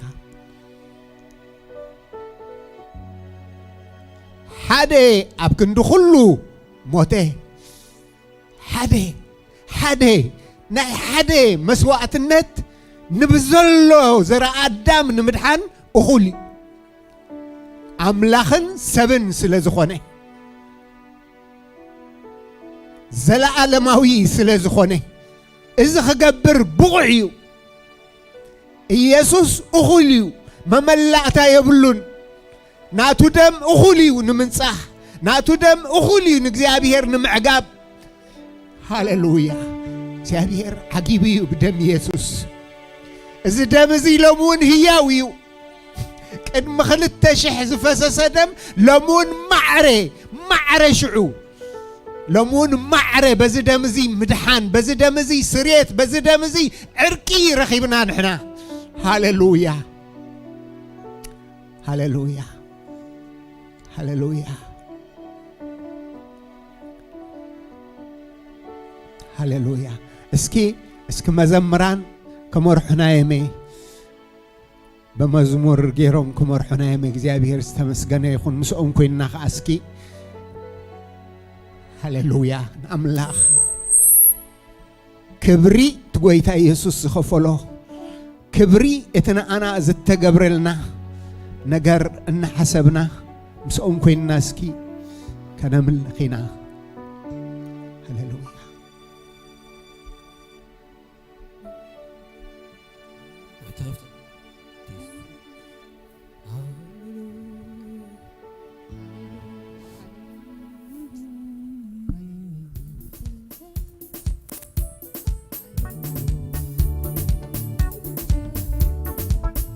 Hallelujah. ገንሸል ሓራጌሩኒ ደምና ኢየሱስ ናፃውቲዩኒ ደም ገንሸል ሓራጌሩኒ ደምና ኢየሱስ ናፃውቲዩኒ ሓራ ሓራ ሓራ ሓራ ኮይነየ ናፃ ናፃ ናፃ ናፃወቴ ሓራ ሓራ ሓራ ሓራ ኮይነየ ናፃ ናፃ ናፃ ናፃወቴ ደም ትገንሸል ሓራጌሩኒ ደምና ኢየሱስ ናፃውቲዩኒ ደም ትገንሸል ሓራጌሩኒ ደምና ኢየሱስ ናፃውቲዩኒ ሓራ ሓራ ሓራ ሓራ ኮይነየ ናፃ ናፃ ናፃ ናፃወቴ ሓራ ሓራ ሓራ ሓራ ኮይነየ ናፃ ናፃ ናፃ ናፃወቴ ተዓዲገ ተዓዲገ ተዓዲገ ዋጋ ተኸፊሉለይ ተዓዲገ ተዓዲገ ተዓዲገ ዋጋ ተኸፊሉለይ ተዓዲገ ተዓዲገ ተዓዲገ ህይወቱ ኸፊሉለይ ተዓዲገ ተዓዲገ ተዓዲገ ዋጋ ተኸፊሉለይ ተዓዲገ ተዓዲገ ተዓዲገ ዋጋ ተኸፊሉለይ ተዓዲገ ተዓዲገ ተዓዲገ ህይወቱ ኸፊሉለይ ኣነ ከይመውት ኢየሱስ ሞተይ መይቱ ህይወት ሂቡኒ ከፊሉ ህይወቱ ኣነ ከይመውት ኢየሱስ ሞተይ መይቱ ህይወት ሂቡኒ ከፊሉ ህይወቱ ኣነ ከይመውት ኢየሱስ ሞተይ መይቱ ህይወት ሂቡኒ ከፊሉ ህይወቱ ከምቲ ኩብኩብ ገንሸል ኣፉ ከይከፍት ህይወት ክረክብ እሱብ ክንዳይሞት ትንፋሰ ኺኤ ህይወት ኣለኹ ሓራ ወፂኤ ሓራ ወፂኤ ኣብ ክንዳይ ኮይኑ ተራኢለይ ሪከካይነይ ኣብ ክንዳይ ኮይኑ ተራኢለይ መልከ ጻድቕ ኣብ ዳይ ዘሪሉ ዘደር መልከ ጻድቕ ዒዳይ ከፊሉለይ ብደደን ሊቀ ካህነይ ኣብ ክንዳይ ኮይኑ ተራኢለይ ሊቀ ካህነይ ኣብ ክንዳይ ኮይኑ ተራኢለይ መልከ ጻድቕ ዒዳይ ከፊሉለይ ብዘደን መልከ ጻድቕ ዒዳይ ከፊሉለይ ብደደን ደም ትገደል ደም ትገንሸል ሓራጌሩኒ ደምና ኢየሱስ ናፃውቲዩኒ ደም ትገንሸል ሓራጌሩኒ ደምና ኢየሱስ ናፃውቲዩኒ ሓራ ሓራ ሓራ ሓራ ኮይነየ ናፃ ናፃ ናፃ ናፃወቴ ሓራ ሓራ ሓራ ሓራ ኮይነየ ናፃ ናፃ ናፃ ናፃወቴ ደም ትገንሸል ደም ትገንሸል ሓራጌሩኒ ደምና ኢየሱስ ናፃውቲዩኒ ደም ትገንሸል ሓራጌሩኒ ደምና ኢየሱስ ናፃውቲዩኒ ሓራ ሓራ ሓራ ሓራ ኮይነየ ናፃ ናፃ ናፃ ናፃወቴ ሓራ ሓራ ሓራ ሓራ ኮይነየ ናፃ ናፃ ናፃ ናፃወቴ ተዓዲገ ተዓዲገ ዋጋ ተኸፊሉለይ ተዓዲገ ተዓዲገ ተዓዲገ ደሙ ተኸፊሉለይ ተዓዲገ ተዓዲገ ተዓዲገ ህይወቱ ከፊሉለይ ተዓዲገ ዋጋ ተኸፊሉለይ يموت خفيل الليل هللويا هللويا هللويا هللويا هللويا واقع تخفيل النايو تعدلنا إنا እግዚአብሔር ይመስገን ጌታ ኢየሱስ ይባርኩም መዘምራን አምላክ ዝተመስገነ ይኹን ተዓዲልና ኢና ክርስቲያን ምዃን ትዕድልቲ ሃሌሉያ ትብኽቡር ዋግኡ ዝዓደገና ጎይታ ዘይተኸስ ዘይድቅስ ሓላዊና እዩ ንሱ ህያው እዩ ሃሌሉያ እግዚአብሔር ዝተመስገነ ይኹን እስኪ ሽማግለታት ንቅድሚት ክወፅዮም كم تقالوا زبلنا كأب قدامي كورنثوس دقيمة خنبب يمو أنا خاب قويتا تقبلكو يمو نعخاتكم ونزنقركو قويتانا يسوس بتا تتحزل ليتين جرال عليه أمسكينو قرسي أمو وسدو بلعو إذا ما انتهم التوها بسقايو إذا ما ذكرتا يقبروا بلي كم وخاد حردرار نتاسوا العالم مو إذا سوا زي أبدا ما يحدش كدان يا بتساتيوا متأن مذكرتها يقبروا بله مالت زانجر زي بتبلعوا ذات سوا زي أون بتساتيوا متأن كسع قويتا زمت موتو تنقرئهم سلازي خي تقبؤو زانجر زي زبلع ويسوا قويتا زستي نسو عبنا قويتا سقان دمن إيو زعقب جنا خسب نرؤسي مرمر كم وها خبزان جرازيا يبلع كبزات وازي أون يستي يبل زي أبيهر زتمسجنا يخون كل ساعة كم قالوا وي بمسرة قالوا خن قبر خلنا كنكافلوا خلنا زنجارزي نبرخت يخوننا بعبي خانك زي أبيهر زخبر يخون كم تنوس زدليه سلازي كي تجبؤوا خبلنا خلون تايو انتاي دينا نذكر تاي دي مسكال تفتصيمو ام مسكال عرقي تفتصيمو ام مسكال محرتي تفتصيمو ام مسكال يقريتا تفتصيمو ام مسكال فقر املاغي تغليصو سلازي مزز صارر هيوت انتليو كابز نغرزي معقاب راسخا صبوق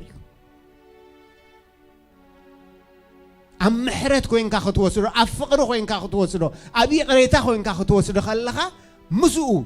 تساني خلها تسامعي كلها أما بقلا نجر لبنا خي تحز محرت غيرنا نت محرت زقبر لنا قويتا نات أمتنا زنجر زي كن كافل فقد أملاخيو سلازي مسرت قالوا سلتين جراخنا مسجنينا دحريخ أسلة تسوى كنا مسجنينا زي أبيهر مسجن أملاخنا قدوس زي أبيهر دقيمنا شمكان تسوعنا مسجنا كلنا إنه بزا ساعات زي بقالكا بزا أزز كنا مسرت إنه زنجارزي كنك كافل بقدمي خلنا مو قويتين أملاخين تقدس منفس كان قالكا خصنا عمون قناس لزلونا مسجنا كلنا نفس وكف نتنسخا أمسك الزخفل كايو واقع اتمنتنا منتنا زتقرف كايو زتوقع كايو تشنكر كايو تسعى كايو إذا خلو أبا أمرنا كحتم كنذكره ما بخلو كايدانا أنا أزمت إنك خون ننفس وكفنا بمنفسك زنجارزي كدقفنا كتبرها لنا أبين نبرا لنا نسخات فلت بمتاين حلف لنا نسخات فلت سلازي زنجارزي نأمرنا زنجارزي نهيوتنا عبليلو جزاء رأسنا نهبك لنا ويتاين أملاخين إنه زنجارزي كم تنسخا أمسجينكا باريخكا ندك أمزامورتخا ذهبكا بزا ساعات زي أخا أمسجينا زنجرازي نمكال لنا زنجرازي نكافل لنا مو ويتين أملاخين نتوم زوزوخا زتسفخايو برختكا منفساو برختكا حلوخا قسنتكا أبلع لهزبخا يخون بلال نخو بقويتا بيسوس سم قويتين أملاخين إنه قريبنا يزلنا بتزخبر الشمكا زتبارخ يخون بلالنا كل خان خبرخا يعزز نبلالنا سلس مع كنا تمسجن بتفكر ودها بيسوس سم آمين هاللويا اسكي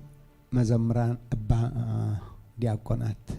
كأرولنا يمي مزمران كأنا مسجنكم ብምስትንታን እዚ ነገር እዚ ሒዝናዮ ክንጸንሕና ዝኻብዚ ሕጂ ንወስዶ ዘለና ኣብ መወዳእታ ብሓባር ምእንቲ ክንወስዶ ክነግረኩም እየ ሒዝናዮ ክንጸንሕና እግዚአብሔር ይመስገን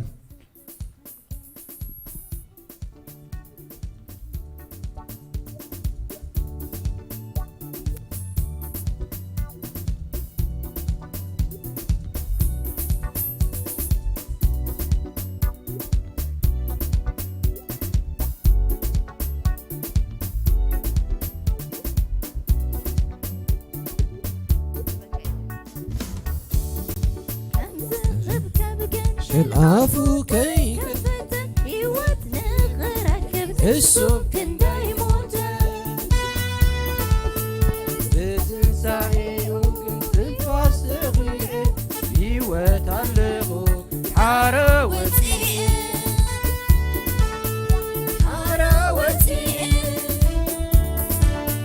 كمتي كوكو كنش العفو كي كفت يوت السوق كنداي موتا بتنسعي وكنت تفاسقي بيوت علقو حراوتي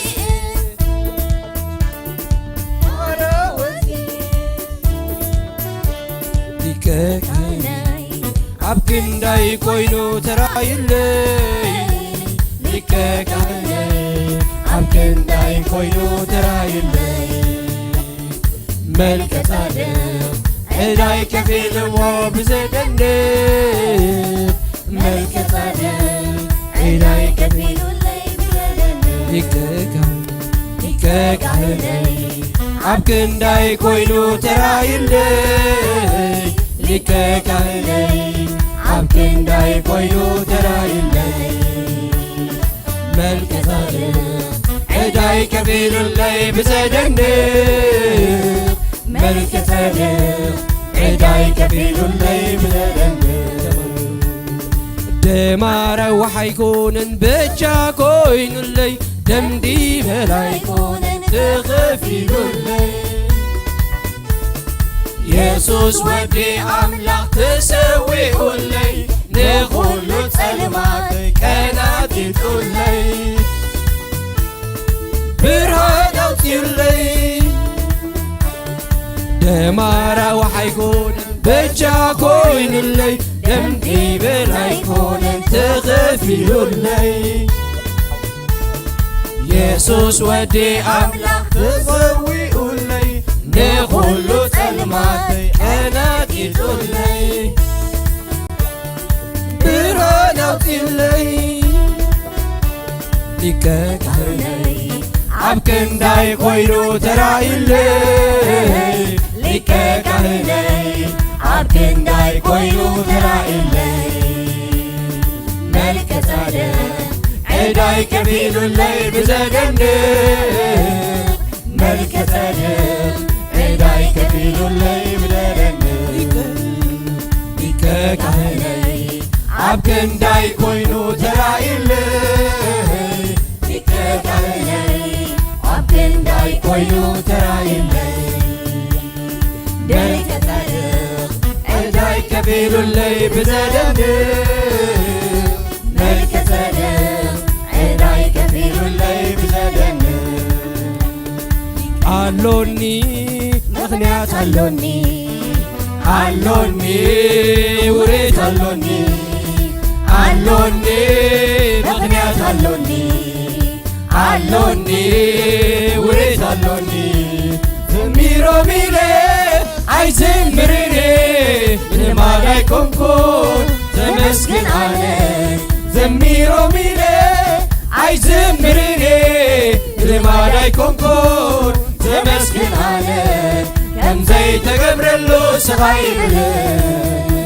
تديرو لا يموت زمير كم زي تقبرلو صغيرين تديرو لا يموت زمير علوني مغنيات علوني وريت علوني مغنيات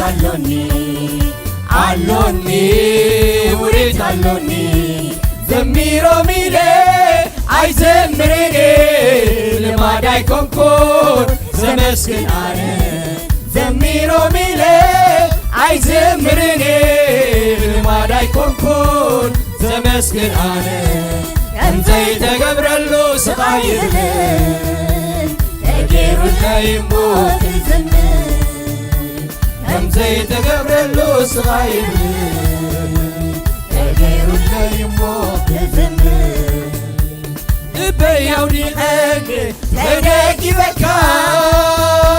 كتوي سقاكون بغال النتكا بياودي أني تداكي بكا كتوي سقاكون بغال النتكا أيحذر كاني هواكي لكا أمكي كاني أمكي لكا أيفر كانين هواكي لكا أمكي كاني أمكي لكا علوني مغنات علوني علوني غريت علوني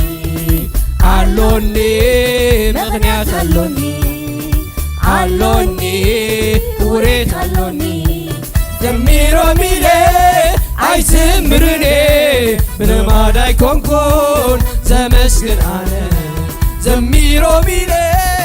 أي زمرني من ما داي كونكون زمسكن أنا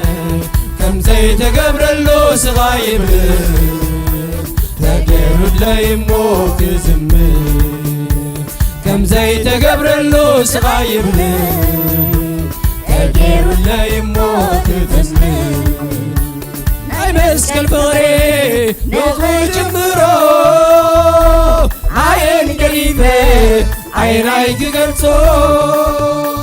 ناي مسكن اسمع نوخي جمرو عين عيك قريبة عين عيك قلتو حنتي معلتي الكاذي باللو عيفلتني زمني كله حنتي معلتكوا اتكاذب اللو عيفلتني زمني كله سلتي علوني علوني مغنيات علوني علوني وريت علوني علوني مغنيات علوني علوني وريت علوني زميرو ميلي أي زمرني من ما داي كونكون زمسكن أنا زميرو ميلي أي زمرني من ما داي كونكون زمسكن أنا كم زي تقبر اللو صغايب تقيرو لا يموت هللويا هللويا እግዚአብሔር ይመስገን ወይታ ኢየሱስ ይባርኩም መዘምራን ምላኽ መስገን هاليلويا كلنا حزنا علنا اسكي كم تخل ساعة النقبره وي النبله إذا نحنا النقرسان جرا مسجا خرستوس حبرت زلوادو أيقونتن هو اللوا بحبار نوسد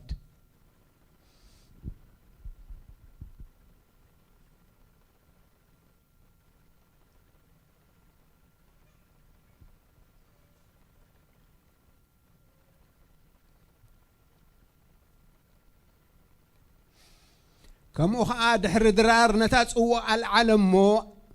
ذات أو زي أبد ما يحدش كدانيا بتساتي وامت أن نمذكرت هاي جبر وابله يبل جابي ربنا أملاخنا ندقيم ناس لتسوا كأن نمسجنا كلنا ودخا قويتنا يسوع كريستوس أمس كالتشنكيرو نحن آخر موتوز قبعنا موت بمومات دمو أفسيسو مساخا عركي كخون نحنا خا أسريت كنركب نحنا خا أولد كاخ نبال نحنا خا أورست منقست خاخ نكون سلازي زي قبأنا خبرت زي نمس قنا كالنا فتيخا سلازي قبر كايو بدم ودخا ፍጹም ዝኾነ ጽሬት ፍጹም ዝኾነ ጽድቂ ፍጹም ዝኾነ ዕርቅ ስለዝረኸብና ጎይታዬን አምላኬን ነመስግነካ ኣለና ስለዚ ክቡር ደም ስለዚ ሓያል ደም ስለዚ ዝቅድስ ደም ስለዚ ስልጣን ዘለዎ ደም ስለዚ ኃጢአት ዘንጽህ ደም ምእንታና ዝፈሰሰ ደም ትብሩኽ ገንሸል ጎይታና መስግነካ ኣለና በዛ ሰዓት እዚኣ تنمذكرت هاي جبرو زبالكنا نمكفال أو قدمي خلنا بقويتا بيسوس سم أزيز هو أزيز التبارك يكون زكافل زبله حزب خاخا قويتاين أملاخين بمزاز وسدول لمو نسخاخا برخت كان حياونت كان حلوة خان قبل على حزب خا يعزز إذا ما ذكرت هذيك أنا زل على ما قبل بقدسان كا يتحاتم سلسة مع كنا تمسكن بيسوس سم إذا نحنا نبارخان أي برخة سوا مسدم كريستوس حبرت زلوادو أيقونتن هو اللوا بحبار نوسد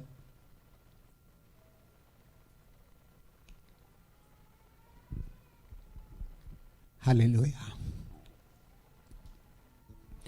هاليلويا كبرنا أملاخ يخون كبري نتبروخ أبونا يخون كبري نتأمسك الكوينو تفسم يلو وغاز خفللنا قويتا يخون كبري نتي زتقبلنا يحق ان امنتن حلنا بيوتك النبر زدقفنا منفس قدس يخون هاليلويا هاليلويا اسكي باستر قرماي نقدمي تمسي خامو ختمسقنا لنا اخان ابتخالق مدب كنسقرينا هاليلويا سلازت سنحنا قدس سرعات باستر قرماي كمسقنا لنا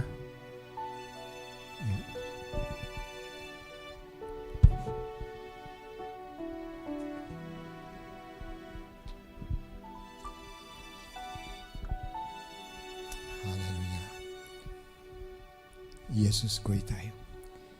ኢየሱስ ጎይታዩ ደምና ኢየሱስ ሕጅውን ኃይለ ኣለዎ ደምና ኢየሱስ ሕጅውን ፈዋሲ እዩ ደምና ኢየሱስ ሕጅውን ንጻልኣይ ዝሕፍር እዩ ሃሌሉያ ሕዋቴ ሓደ ነገር ክዛረብ ደሊ ጎይታ ኢየሱስ ኣብ ህይወትና ዘይጠቕመና ነገር ግበርዋ ይብለና زهابنا سرعات كله أب هيوتنا لوت زمتي أمونغنا لوت زمتي إذا سرعات زخنجبر كلنا سرعات كوين كملمات نجبره زي كونه أبز سرعات زجن هجزابير ملوكه توزخنا نجري في تسمي فوسي يمتيو نبحبرو متسع يمتيو هذا الندن حبرتن فقري إذا أكل كريستوس زخونت محبر مليسو يبرتئيو سلازي قليل نجر أيكونان كنوستو خلنا أبيوت نوسو كفنا زخون صبو نجر علو ساسكن قويتا تمسكن نولو هاليلويا اغزابي رابو تمسكن نمسكن كالنا هاليلويا كبرسكن هابو كبرنا هابو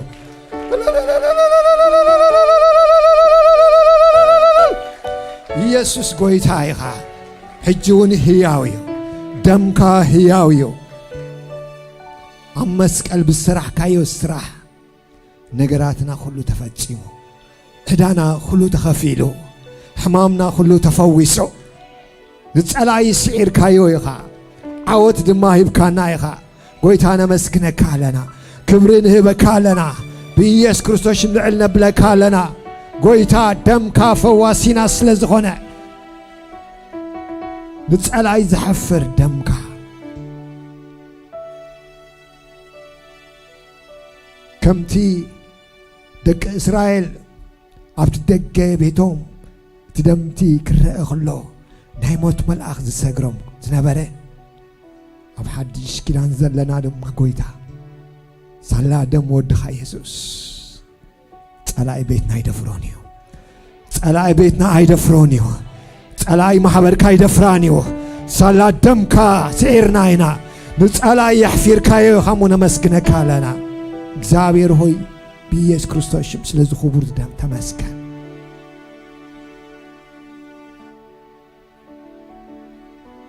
በገንዘብ ዘይኮነ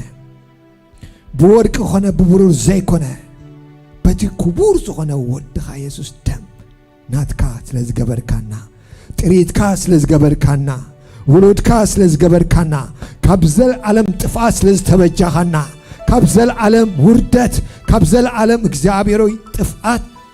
ناب كبريس لز ساجر كنا كاب سلمات كاب دقدق سلمات ناب زجر برهان لز سكر كنا عزينا نمسكنا كالنا عدلنا قدينا زل عالماوي سلز جبر كايو هاللويا ورست سلز جبر كان عزينا نمسكنا كالنا سلزا معات زي أقويتا تمسكن ناي حاقوسنا معات سلزخونا تمسكن ناي فوسنا معات سلزخونا تمسكن عزينا اكزابير هوي نابخان نقرب الله كبرخان اللي إلا معات سلزخونا تمسكنا كالنا مش ميسوس زبخاز تبارك يخون سلزنا بر الناس ناي كيسي خلو تمسكن جزينا استرفا دما كبرلو بنقر كلنا مسكنا كالنا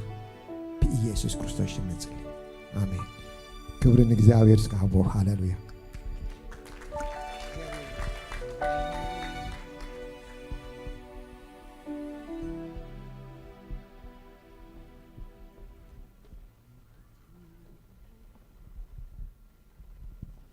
كبرنا አምላክ ይሁን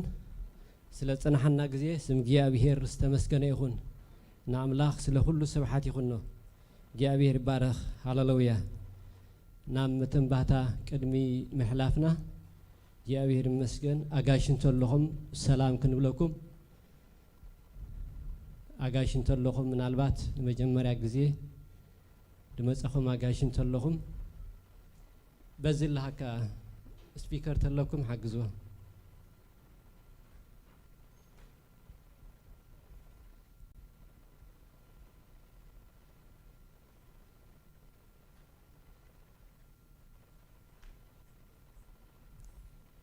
شمكي كاويكم زمتصاخي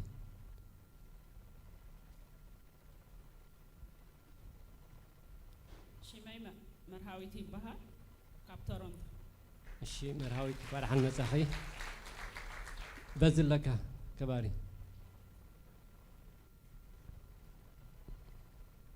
Shalom, shalom. My name is Alex. I'm from Toronto as well. Thank you for having me.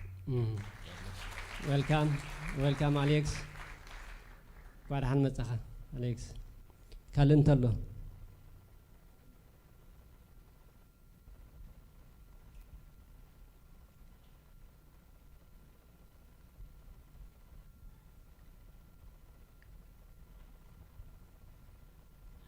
لوامي بحال كابنا روي فرحان متصاخ لوام فرحان متصاخي كالنتلو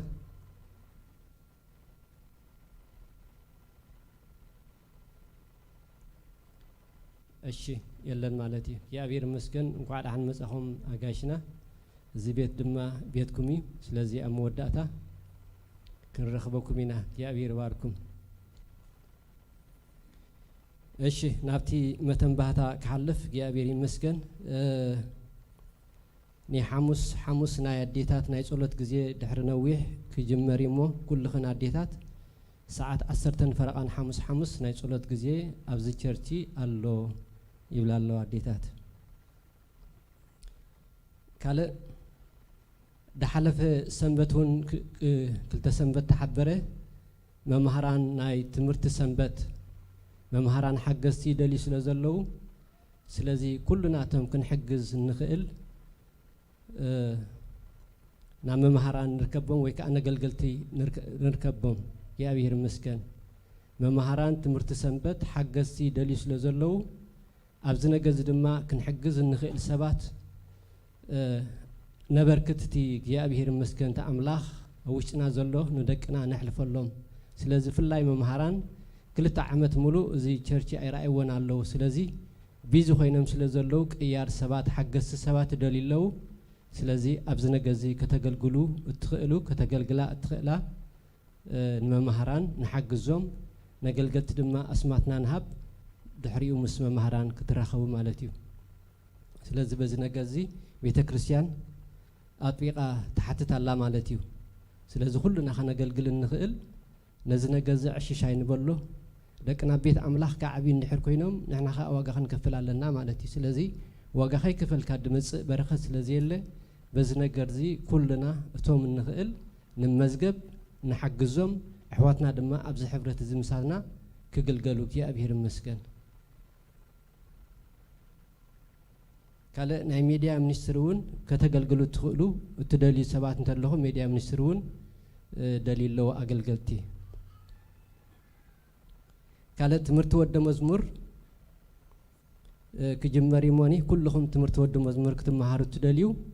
ሰንበት ሰዓት 9 ኣብዚ ቸርች ክጅመር እዩ ስለዚ ንፓስተር ክትረኽቡ ክትምዝገቡ ትኽእሉ ኢኹም ትምህርቲ ወደ መዝሙር ክጅመር ሕሰብ ስለ ዘሎ ሰንበት ሰዓት 9 እዩ ንግሆ ማለት እዩ ስለዚ ንፓስተር ረኺብኩም ተመዝገቡ ካልእ እንዳሓውና ከባሪ እውን ብቆልዓ ተባሪኾም ኣለዉ ክብሮም ቀሺ ገረመድህን መድድሕሪት ኣሎ ስለዚ ደዊልኩም ንሄለን ወይ ከዓ ንኸባሪ ሰላም ክትብልዎ ብኡን ኣምላኽ ከተመስኩንሃ ክብሮም ኣብቲ ድሕሪት ኣሎ እግዚአብሔር ይመስገን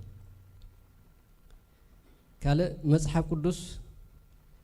ብናልባት ድሓለፈ ግዜ ድረስ ዕሰብ እንተሎ ተዘይተጋግየ መርሃዊ ከመ ኢልን ነይሩ በዝላ ዓወት ኦኬ ተረኺባላ ስለዚ መጽሓፍ ቅዱስና ድማ ኣይንረስዕ ሽምና ንጽሓፈሉ እዚኣሲ ደልየስ ሽማ ይረኸብኩላን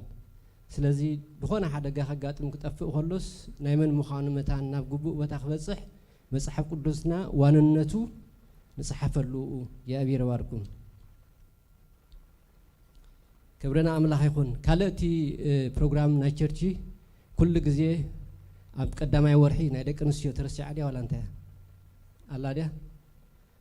ስለዚ ኣብ ድመጽእ ደሎ ቀዳምካ ናይ ደቂ ኣንስትዮ ፕሮግራም ኣሎ ከምቲ ኩሉ ግዜ ንብሎ ሰዓት 4 ድሕሪ ሰዓት 4 ኩልኹም ደቂ ኣንስትዮ ኣብቲ ክፍለ ኣገልግሎት ክትረኸባ ደቂ ኣንስትዮ ይሓታ ኣለዋ ስለዚ ፕሮግራም ናይ ቸርች ኩሉ ግዜ ሰንበት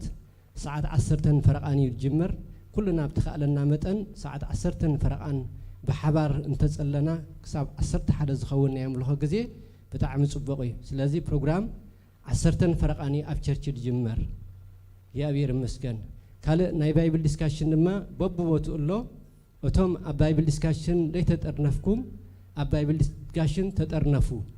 ብኡ ድማ ተማቐልቲ ትበረኸት ወይ ከዓ ተማቐልቲ ቃል ኣምላኽ ትኾኑ ማለት እዩ ስለዚ ነገልገልቲ ረኺብኩም ኣድራሽኹም ቦታኹም ፈሊጥኩም ኣበይ ክትካፈሉኹም ጥዕመኩም ከዓ ኣገልገልቲ ክንሕብረኩም ንኽእል ኢና ስለዚ ኣብ ባይብል ዲስካሽን ንጥዕመና ኩልና ንጠርነፍ ካልእ ዓርቢ ድማ ኩሉ ግዜ ካብ ሰዓት 7 ክሳብ ሰዓት 9 ናይ ትምህርቲ ግዜ ናይ ጸሎት ግዜ ናሎሞኒ ኩሉናቶም ጥዕመና ክንጽልን ክንመሃርን ወይ ከዓ ክንምህርን ክንግልገልን ከነገልግልን ምስ ኣሕዋትና ንረኸብ ዓርቢ ኩሉ ግዜ ካብ ሰዓት 7 ክሳብ ድሕሪ 9 ፕሮግራም ኣብዚ ቸርች ናይ ጸሎት ግዜ ኣሎ እግዚአብሔር ይመስገን ናይ መንእስያት እውን ኣብ 2 ሰሙን ኩሉ ግዜ ቀዳም ድሕሪ 2 ሰሙን ኣሎ ኣብዚ ነገር ዝውን መንእስያት ኩልኹም ክትሓብሩ መርሓቲ ናይ መንእስያት ይላቡ እግዚአብሔር ይባርኩም ቀጽልና ሓውና በረኸት መጺኻ ኣለኻ ዶ በሬ ኣወ ክንጽልየሉ ኢና ናብ ዝቕድሚት ክወጽእ እሞ ክንጽልየሉ ኢና እግዚአብሔር ይመስገን ንኢትዮጵያ ክኸይድ ክመርዖ ይሓስብ ኣሎ ስለዚ እግዚአብሔር ብኩሉ ክረድኦ እግዚአብሔር ይመስገን ክብርና ኣምላኽ ይኹን መርዓ ይብዛሓልና እግዚአብሔር ይመስገን ክብርን ጎይታ ይኹን ስለዚ እናሓሰብና ነቶም ዘይተመርዓው ድማ እግዚአብሔር ከገባግበሎም እናሓሰብና ነተን ዘይተመርዓዋ ድማ ኣምላኽ ከገባግበለን እናሓሰብና ተንሲእና ካብ ዘለና ክንጽልየሉ ኢና እግዚአብሔር ከዓ እግዚአብሔር ይመስገን መንገዱ ክባረኽ እዩ ሽማግለታት ናብ ዝቕድሚት ወይ ከዓ ኣገልገልቲ ብሓባር ኮይና ክንጽሊ ኢና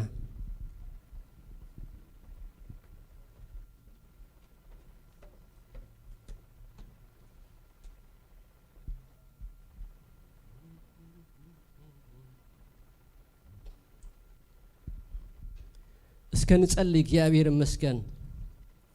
መንገዱ እግዚአብሔር ብኩሉ ነገር ክባረኽ ልዕሊ ኩሉ ድማ ኣብ ልቡ ዝሓሳብ ዘቐመጠ እግዚአብሔር ንዕኡ ንኣምላኽ እንዳመስገና ሰበይቲ ዝረክብ ካብ ኣምላኽ መጎስ ይረክብ እዩ ዝብለና ቃል ኣምላኽ እግዚአብሔር ይመስገን ስለዚ እግዚአብሔር ረዲእዎ ኣብዚ ውሳነ ዝኽበጽሕ ስለ ዝረድኦ መንገዱ ሁሉ ዘለዎ መደባት ኩሉ እግዚአብሔር በኩሉ ነገር ከሐልፎ እግዚአብሔር ይመስገን ከምዚ በሰላም ነፋንዎ ዘለና ድማ እናተሐጎሰ ናብዚ ሕብረት በሰላም ክምለስ ክኽእል ኢድ እግዚአብሔር ድማ እግዚአብሔር ይመስገን ሙስኡ ክትከውን ናአምላኽ ሕሊፍና ንሃቦ እግዚአብሔር ይባረክ ሃሌሉያ ሃሌሉያ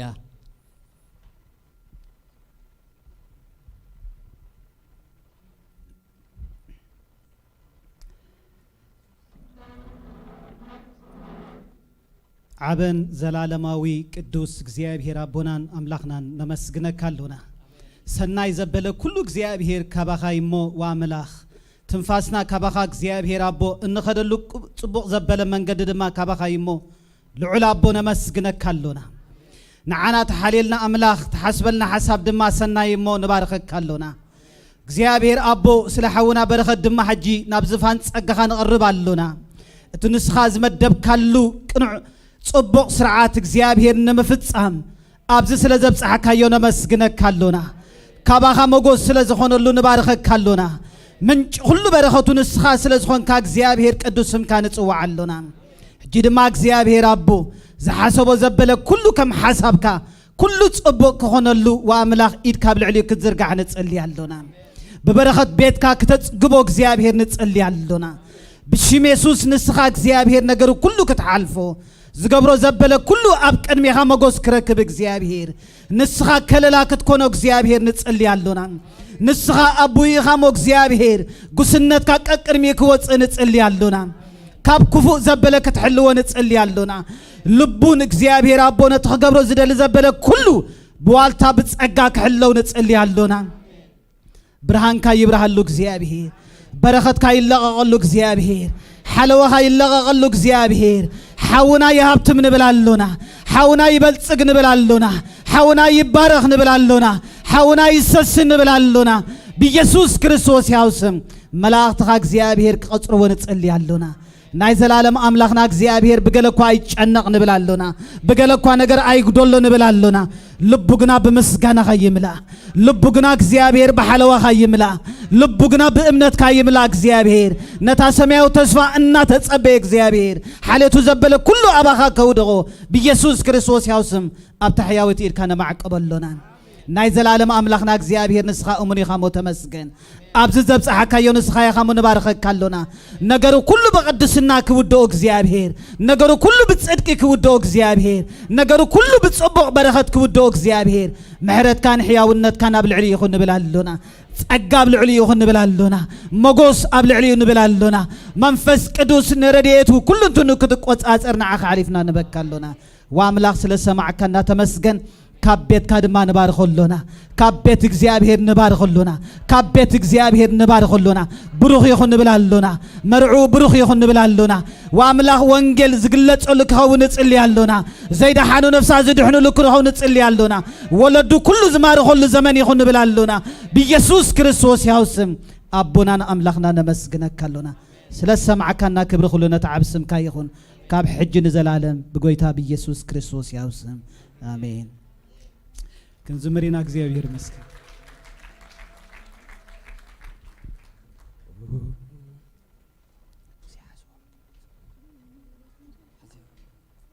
ሃሌሉያ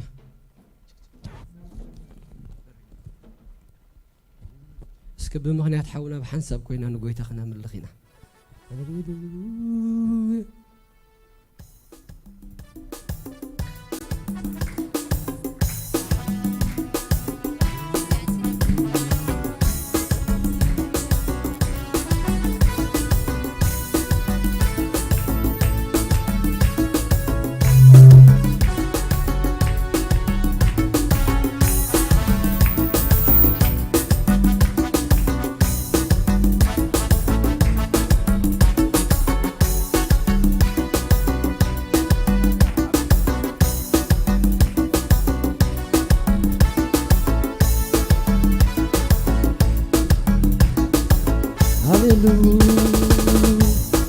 ملسون على مسكانة حيدتيو مستيناتك جنال بي فجي زنكدو مالتي وينو يقلبو بلاش صغري كنتعوم شيتو مغنس كايتو مغنس كايتو مغنس كايتو مغنس كايتو زفاني كايتو زفاني كايتو زفاني كايتو زفاني كايتو تمسكن تمسكن تمسكن تبارك تبارك تبارك لعلبة لعلبة لعلبة عملاقها عملاقها كرز العالم زرتك عليك وعيلم نزغلبو زقبك ودا يسوس بينها إيها حبيبنا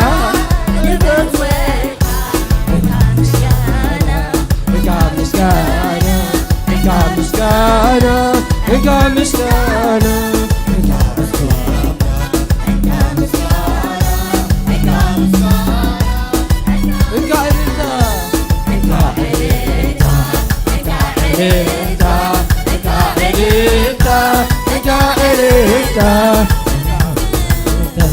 تمسكن تمسكن تبارك تبارك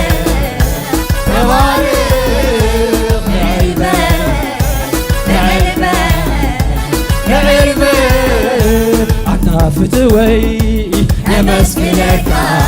عطا فتوي يا مسكينك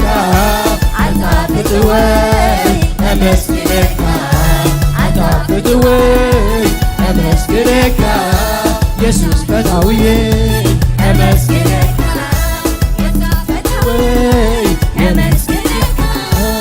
نبعتي دريسك أجو خاتم لني كي وجهك علم بإيدي تزني بترغان مركوز كان يتسنى نعاني نسخة مساي خالطاي كي تدني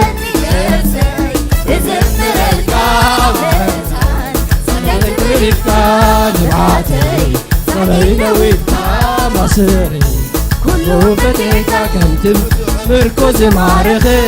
لبي معاخا يحب وصالو كنت بزعو مركوز معرخي لبي معاخا يحب وصالو يحب وصالو معاخا يحب وصالو يحب وصالو معاخا يحب وصالو يحب وصالو معاخا يحب وصالو يحب وصالو معاخا يحب وصالو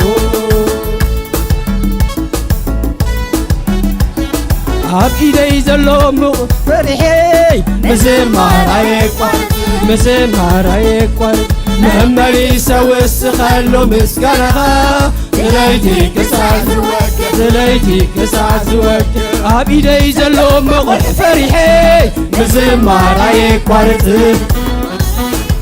مهمري سوس خلو مسكنها تليتي كساز وكر اوه بصيغة خبيرك شو يزيت مني خبيرك تريك شو يزيت مني نقيس كتريك شو يزيت مني كبيرك تريك شو يزيت مني عم سماي عم مدري من يعفى مسالي عم سماي عم مدري من يعفى مسالي ملكوت كملك السماي كذا وسنك مدري تعال شعور يزيد عمني كبير شعور يزيد عمني كبير كاتريك شعور يزيد عمني كبير كاتريك شعور يزيد عمني أما كل بحري ودنا اللقا قبل علمايا من قد اللقا عسر كاينكم عكايداها فرح كبروي بني مسكا يبقى قلتا وقعتا أما كنسكو كبير قويتا من بقلتا دمتي وقعتا أما كنسكو كبير قويتا كمي تبلكو كمي يزد عليكا كمي خاطخوكو شعودا يحشيكا كمي تبلكو كمي يزد عليكا ركاك خاطخوكو شعودا يحشيكا كبر كبر كبر كبر كبر كبر كبر كبر كبر كبر كبر كبر كبر كبر كبر كبر هاللويا هم إيدي زلوا مقع فرحات مزمار أيقوارت المزمار أيقوار مملي سوى السخلو مسكانا تليتي كسع زوج تليتي كسع زوج هم إيدي زلوا مقع فرحات مزمار أيقوارت أنا تعلم جزا مملي سوى السخلو مسكانا تليتي كسع زوج أوه نسخة خبير كاس شعوي وزيت عمني كبير كاتري كاس شعوي وزيت عمني أوه كبير كاتري كاس أوه شعوي وزيت عمني دقيس كاتري كاس شعوي وزيت عمني عم سماي عم مدري ماني نعخا مسالي عم سماي عم مدري يلنا عقا مسالي ملكوت كملكوت سماي قزاتك وسنات مدري لعل تيكا شعوي تتمني لعل تيكا شعوي تتمني كبير كتري إيكا شعوي تتمني لقيت كتري إيكا شعوي تتمني بقد لك عصر كاين لك عكايد أخا فتحت مني مثلك مني مثلك ينزع إلتها دمتي وقعتها عما كنتو كبير قويتا ينزع إلتها دمتي وقعتها عما كنتو كبير قويتا كمي تبلكو كمي يزيح شكا لا يبين غاتخوكو شعودا يدعمكا كمي تبلكو كمي يزيح شكا لا يبين غاتخوكو شعودا يدعمكا أهوي كبر كبري كبر كبري كبر كبري نقص نقص نقص نقص نقص نقص نقص نقص كبر كبري نقص نقص كمس تبالكو دي كميلة يزيقصو كمس تبالكو دي كميلة يزيقصو انت زمركو دي كميلة يزيقصو انت زمركو دي كميلة يزيقصو انت علالكو دي كميلة يزيقصو انت علالكو دي كميلة يزيقصو انت زمركو دي كميلة يزيقصو انت زمركو دي انت علالكو كميلة يزيقصو كميلة يزيقصو كميلة يزيقصو كميلة يزيقصو كميلة يزيقصو انت زمركو دي كميلة يزيقصو انت زمركو دي كميلة يزيقصو انت زمركو دي كميلة يزيقصو انت علالكو دي كميلة يزيقصو كميلة يزيقصو كميلة يزيقصو كميلة كميلة يزيقصو يزيقصو